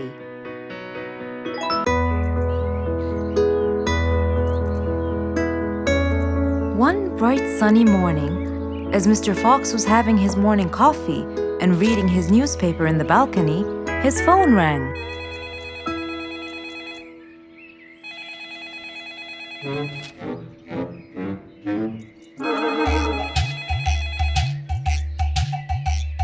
Who could it be so early in the morning? Hello? Hello, Mr. Fox. It's Rorik. Oh, hello, Rorik. How are you today? Not very good, I'm afraid. Why is that? My piano. I tried playing it today, but it sounds weird. How so? I don't know. Could you please come and check it out? Sure, I'm on my way. Thank you, Mr. Fox. I'll be waiting for you. And I'll be right there. So, quickly, Mr. Fox changed his clothes. He took his toolbox and his car keys, got into his car, and drove off to Rorik's place.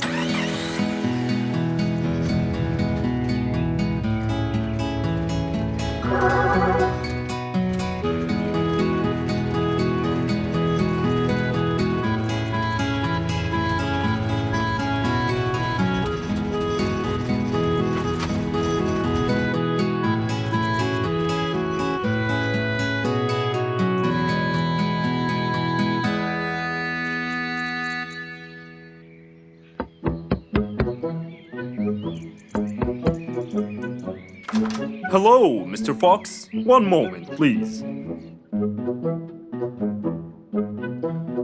Your Majesty, Mr. Fox has just arrived. Of course. Let him in. Come in, Mr. Fox. His Majesty is waiting for you. Good morning, Rorik.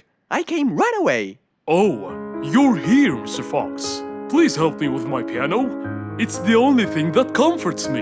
Don't worry, Rorik. I'll see what I can do. Mr. Fox started to check the piano. He tried playing a few notes. What is it, Mr. Fox? Is it broken? Mr. Fox, please answer me. It sounds horrible. It's not broken, Rorik. It just needs tuning. Do I have to buy a new one? No, Rorik. It's very simple. I can tune it for you. Really? Thank you, Mr. Fox. I almost had a heart attack. However, Oh no, not that word. I'm sorry, but it might take a while. Oh, it's okay. I can wait. Okay then, I'll get started. Please, Mr. Fox, do your best. It's my everything. Don't worry, it'll be good as new. Mr. Fox opened his toolbox, grabbed a few things, then started to work.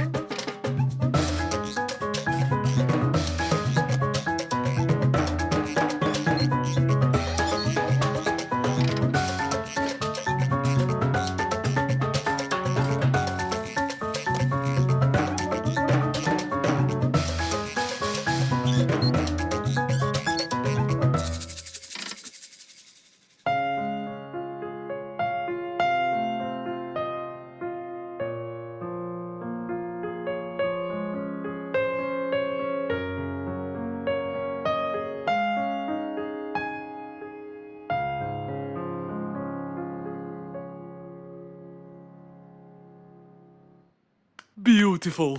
It sounds beautiful. Told you everything will be alright. I can't believe it. Thank you so much, Mr. Fox. Anytime, Rorik. And with that, Mr. Fox's work was all done. He waved goodbye and drove along happily. He had helped out a friend once more. For helping each other is everything you could ever wish for.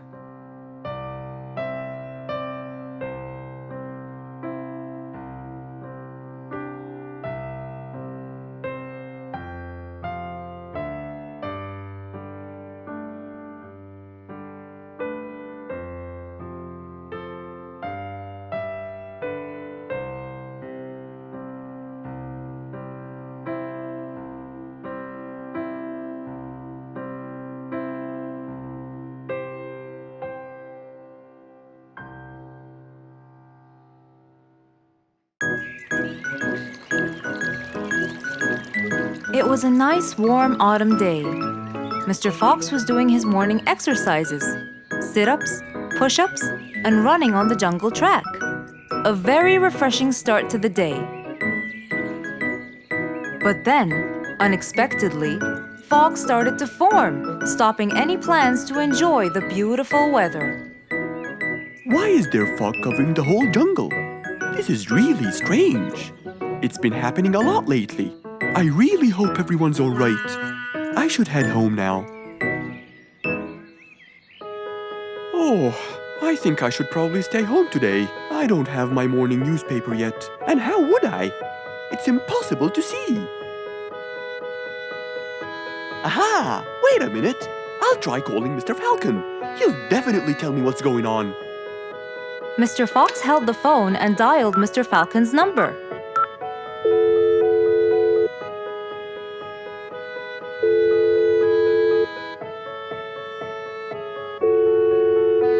Oddly enough, there was no answer. I guess he's not home. Maybe I can reach him on his walkie-talkie. As Mr. Fox went to look for his walkie-talkie, he heard a loud knock on the door. Huh? I thought everyone stayed home in this weather. Who could it be? Puzzled, Mr. Fox went to open the door. He was taken by surprise. It was Jack the horse. He stood there holding a briefcase and looking smart. Jack was a very busy business horse.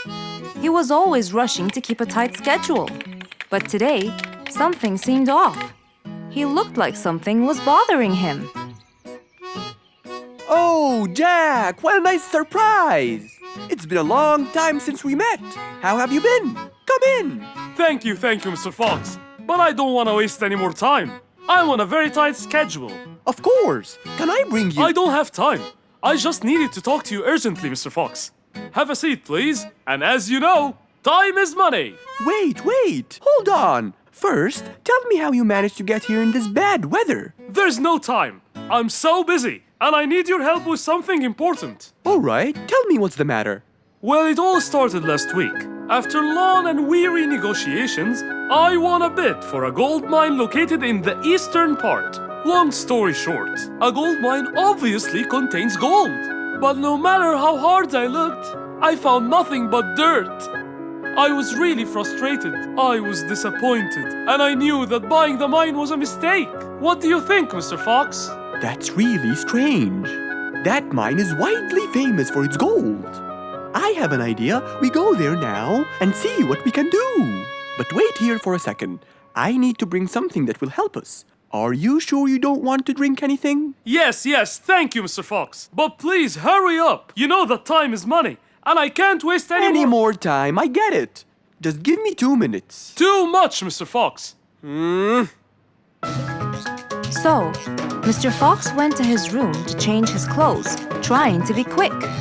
Then, he went to his workshop. He looked everywhere for his metal detector. When he found it, he took it and went back to his house, where Jack was standing there looking at his watch, with that usual impatient look on his face. Mr. Fox, why are you late? I have a really important meeting tonight at 8, you know. We're making a deal, and I don't want to waste any more time. You know that time is money. Time is money. I know that, Jack. But now we're wasting more time, aren't we? Right. Let's take my car, Mr. Fox. Okay. The fog had gradually started to clear away, and the vision became clearer and clearer. But as Mr. Fox was about to get in the car, something happened. What's that? What's going on? What happened? That's what we'll find out in the next episode.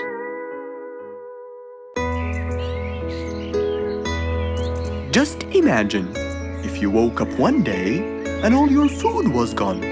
Your house was a big mess and the oven was turned on. What happened exactly? You really can't tell. But that's what happened to our friend Giselle.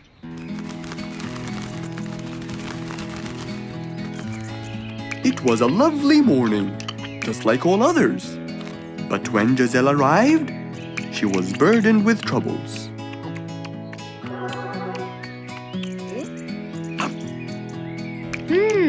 These are good. Yeah, my mom makes the best pancakes in the world. Look, it's Giselle. Hey, Giselle, come join us. Have some of these delicious pancakes. Thanks. I'm not hungry. What's wrong, Giselle? You guys, I think a thief broke into my house. What? Food has been going missing from my home, but I didn't think much of it. But the amount of food disappearing kept getting bigger and bigger. And yesterday, all of my food went missing. And there was a huge mess at my house. I even found the oven turned on.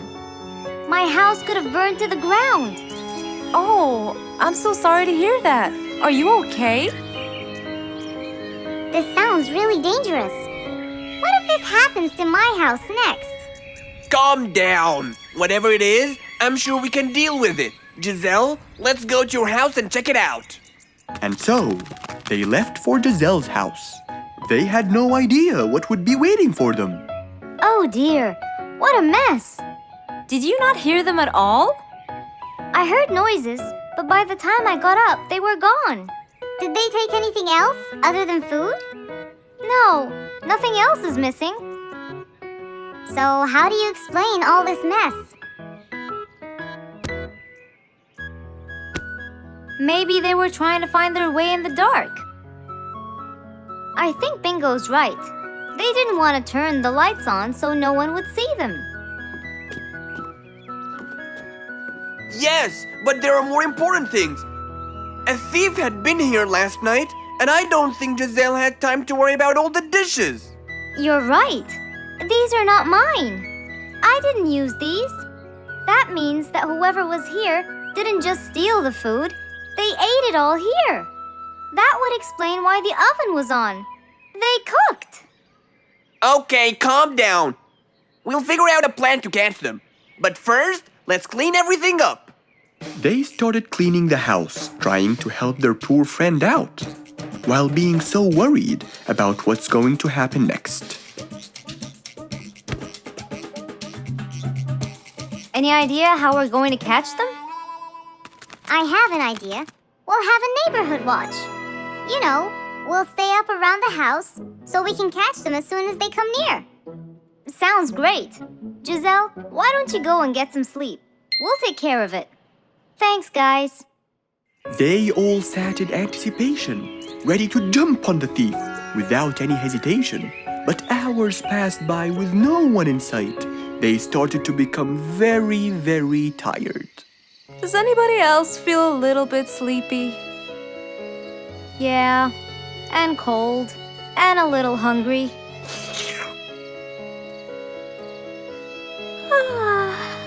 Parrot, do you see anyone from up there? No, no one's around.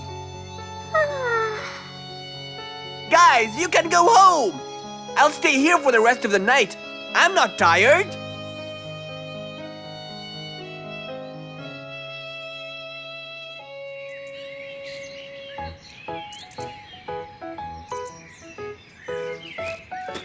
Good morning!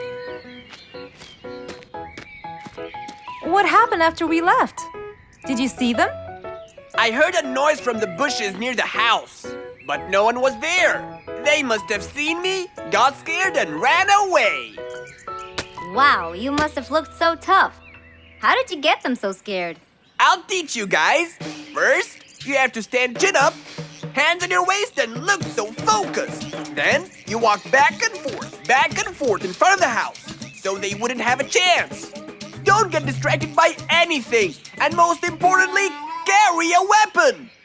A weapon? Yes, these are mine. A salt shaker and a ladle? It's a pepper shaker. You sprinkle it in their eyes and then hit them with a ladle. Ooh, scary. Okay, I think I got it. I'm going to be on neighborhood watch duty tonight. I'll go get ready. See you all later. And so, with a big responsibility to bear, Bingo guarded the house, steady and aware.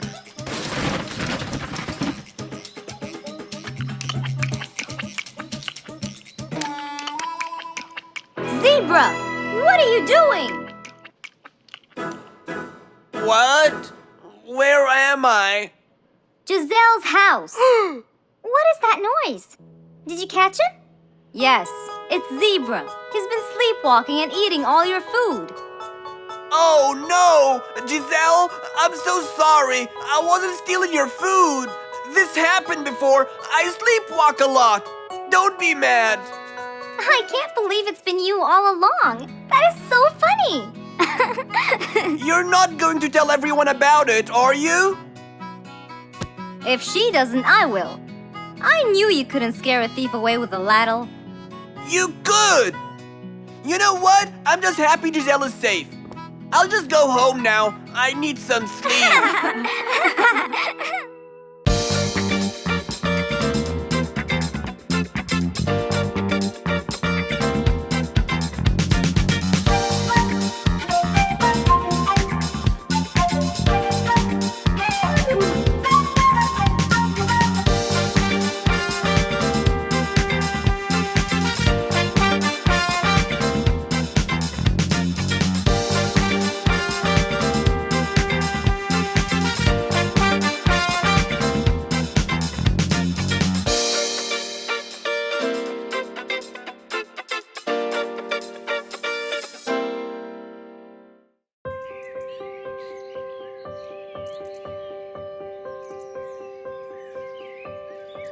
It was a beautiful spring morning.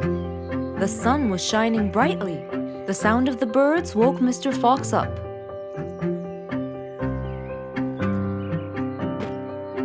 He changed his shirt, put on his tie, and his vest. Then he drank his tea. It was delicious. After reading a shop manager ad, he got into his car and drove off.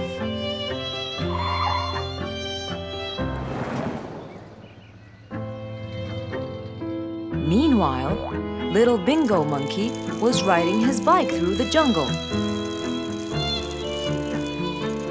He was having loads of fun, but suddenly the bike slipped and little Bingo fell off. Are you okay, Bingo? Hang on, I'm coming. Yes, Mr. Fox, but my bike isn't. Oh, it looks like there's a problem with the tire. Don't worry, Bingo. I'm going to help you. Bingo, can you help me count how many nails I need? Of course. Here's 1, 2, 3, 4, 5, 6, 7, 8, 9. I think there are 9, Mr. Fox. Okay, Bingo. Let me count how many I have in my toolbox. 1, 2, 3, 4, 5, 6, 7, 8, 9. I'll get one more just in case he miscounted. So 9 plus 1. We need 10 nails. That's easy.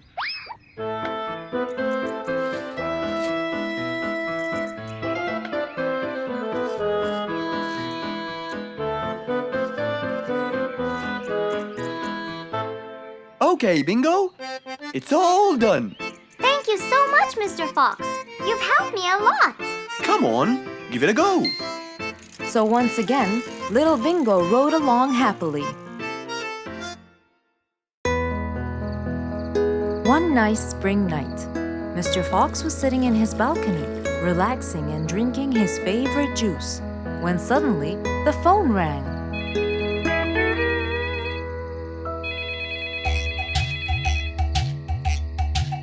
He wondered who would be calling him this time of night.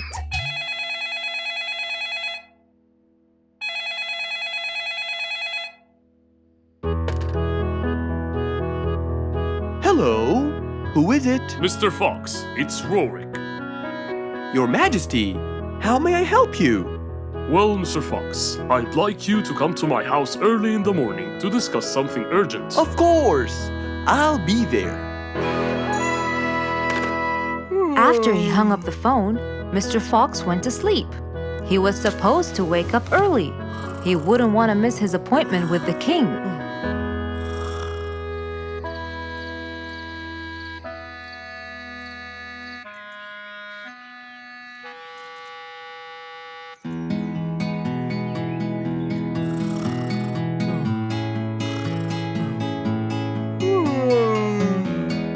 Early next morning, Mr. Fox woke up and went to wash his face. After that, he got dressed and was all ready for his appointment with the king. He got into his car and drove off.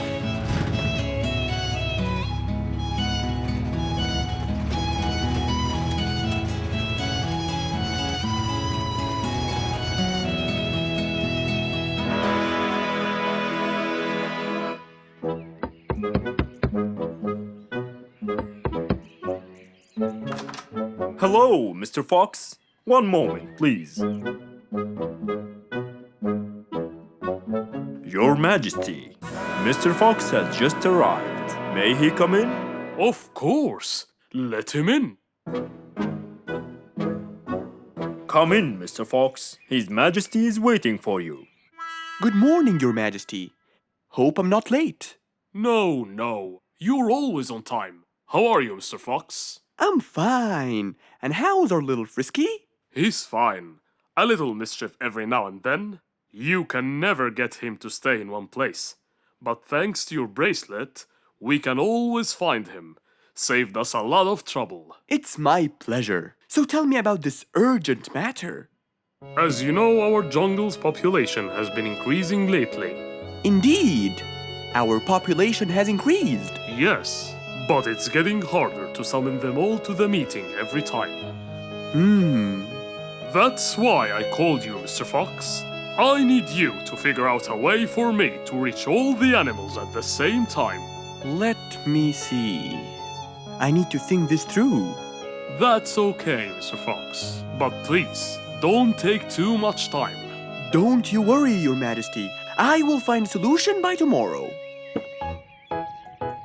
As Mr. Fox got into his car to get back home, he thought all the while about the king's request. How could he help the king with his problem? With everything else Mr. Fox has faced, this might be a slightly bigger challenge for him.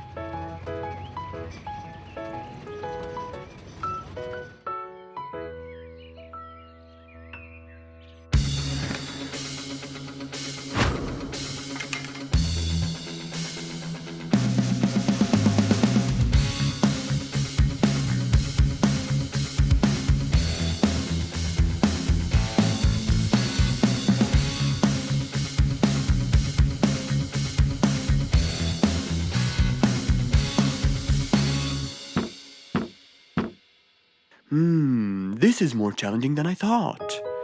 Maybe a short break will help. Mr. Fox went back to his house and sat on his sofa. Since he can't think anymore about the king's request, he thought it would be great just to relax and watch his favorite TV show. Everything was peaceful and quiet. But then suddenly, I got it! Mr. Fox rushed back to his workshop. He quickly designed a new device. He carried the new device to his car, and off he went to King Rorik's place.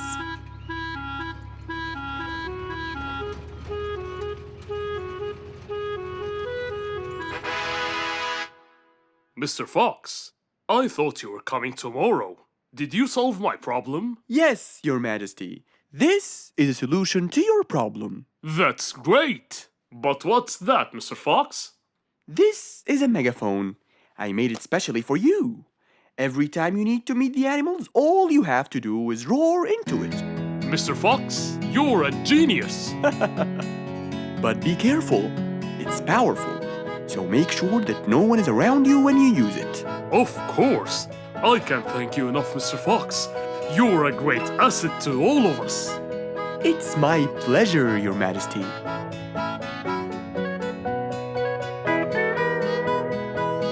Goodbye, Mr. Fox. Mr. Fox got into his car and waved goodbye to the king. He was feeling happy and pleased. The problem was now solved, and he was able to help out a friend once more.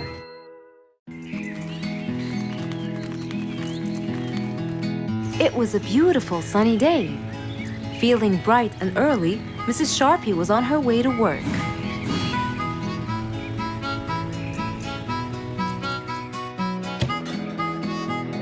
Good morning, Sharpie. Good morning, Emma. You're looking good today, Sharpie. Thank you.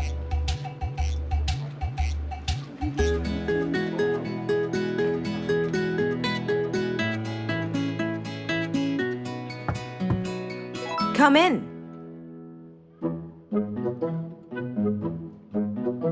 Good morning, Mrs. Susan. Oh, good morning, Sharpie. Today's gonna be a special day. I hope so, but why? Well, we have more packages that need to be delivered to their owners on time. And there's a special package for the king. I'm on it, Mrs. Susan. After piling them all up, Mrs. Sharpie went to deliver the packages.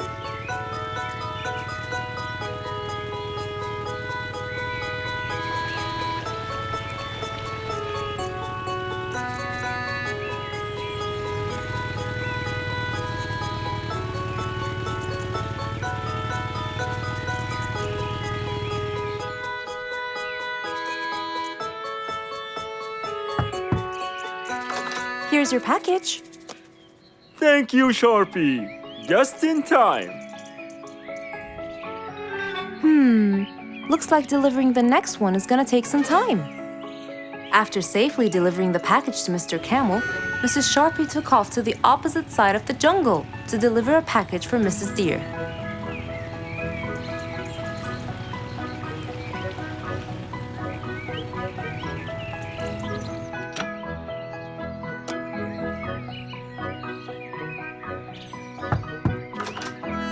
Here's your package. Thank you. But why were you late? I waited all morning. Next was Mrs. Bird's package, and that was south of the jungle.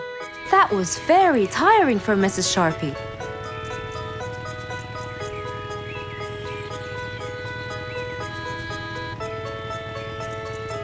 Mrs. Bird, Mrs. Bird, here's your package.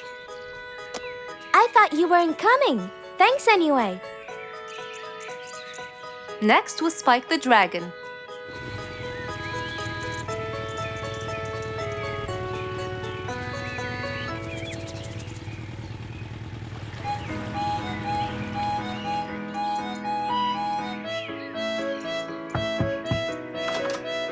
Here's your package.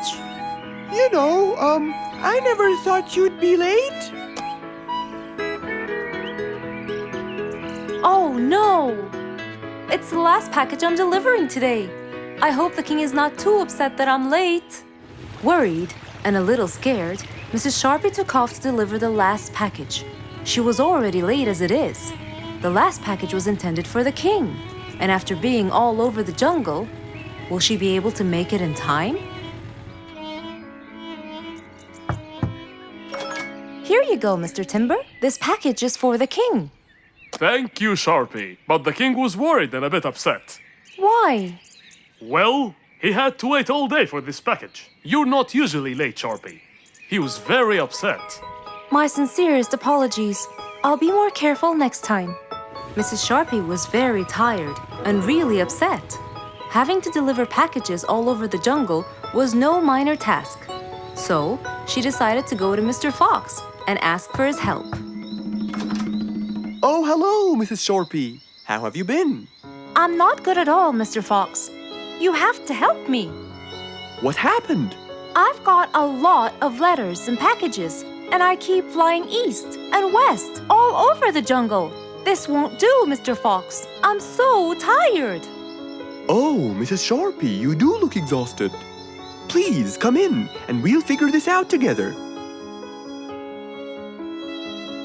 Would you like a cup of hot chocolate? No, I just want to find a solution, Mr. Fox. Okay. Tell me what the problem is exactly. I get too much letters, so I fly to deliver them. I find that the first letter should be delivered to the western part of the jungle, so I fly and deliver it, just to find that the next one is in the eastern part of the jungle. And when I fly and deliver it there, I find that the one after it is in the north. And after that, it's west again, and it's all driving me crazy. Calm down, Mrs. Sharpie. There must be a solution to all of this. That's why I came to you. I kept thinking and thinking, but they come in packages, and I must deliver them all in one day. So how can I do that? Don't worry, Mrs. Sharpie. We'll sort this out. Sort? Sort! That's it! Why don't you sort them out from the very beginning, Mrs. Sharpie? What do you mean by sorting them out? I mean, first, you should read the addresses and sort all the letters that should be delivered north together, and those that should be delivered east together, and so on. And then I'd finish all the north letters together, and the east, and then the south, and then the west, right? Precisely. That's a great idea, Mr. Fox. Thank you so much. Wait, where are you going? I have letters to sort out. Thank you, Mr. Fox. Glad I was able to help you, Mrs. Sharpie. Goodbye.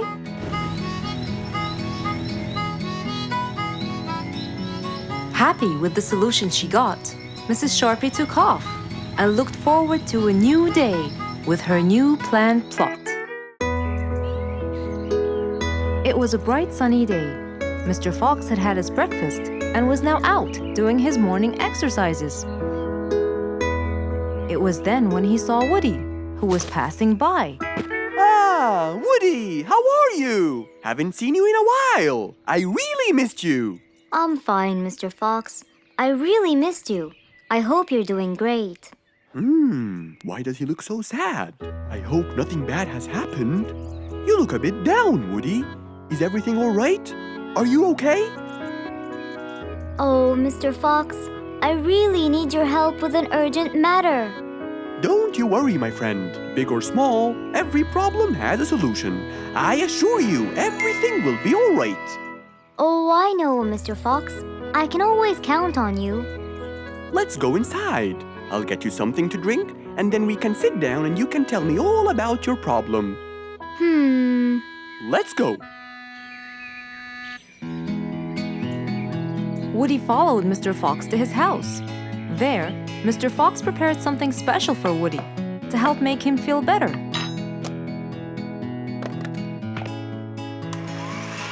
I made you some fresh orange juice. This will help you relax and cheer you up. Oh, you're very generous. I love orange juice. Thank you.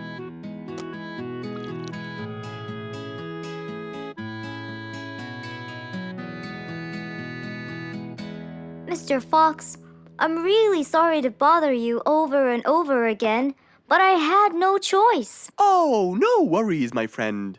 You know, Mr. Fox, I'm the jungle carpenter. My business has been growing recently, and now I have many customers. Yes, you're a hard worker. You deserve it. I used to build boats for fishermen. I got famous for my skills, especially after I built Nate the fisherman the boat of his dreams. He went and told everyone in the jungle about it. They overwhelmed me with requests. That's fantastic. I'm really glad to hear that. But Nate came to me yesterday and asked if I could build him a ship. One big enough for him and all his friends, as he is planning to go on a fishing trip. It's for a special trip, he said. Yes, I've heard about that. Well, the problem is, I've never built a ship before, and I have no clue what kind of wood I'm supposed to use. I don't know what to do. How will I build him the ship he needs without the proper wood? Will you help me, Mr. Fox? Whoa, that's a serious problem. I'm gonna have to look through my books. Well, you're never too old to learn something new. I could use some time. I'll call you as soon as I find a solution. I will be waiting for your call. I know you'll be able to help me, Mr. Fox. After Woody left, Mr. Fox started his researches on shipbuilding.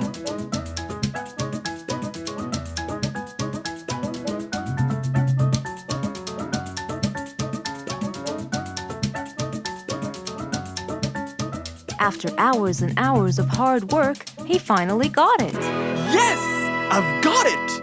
But what did he get? We'll find out in the next episode.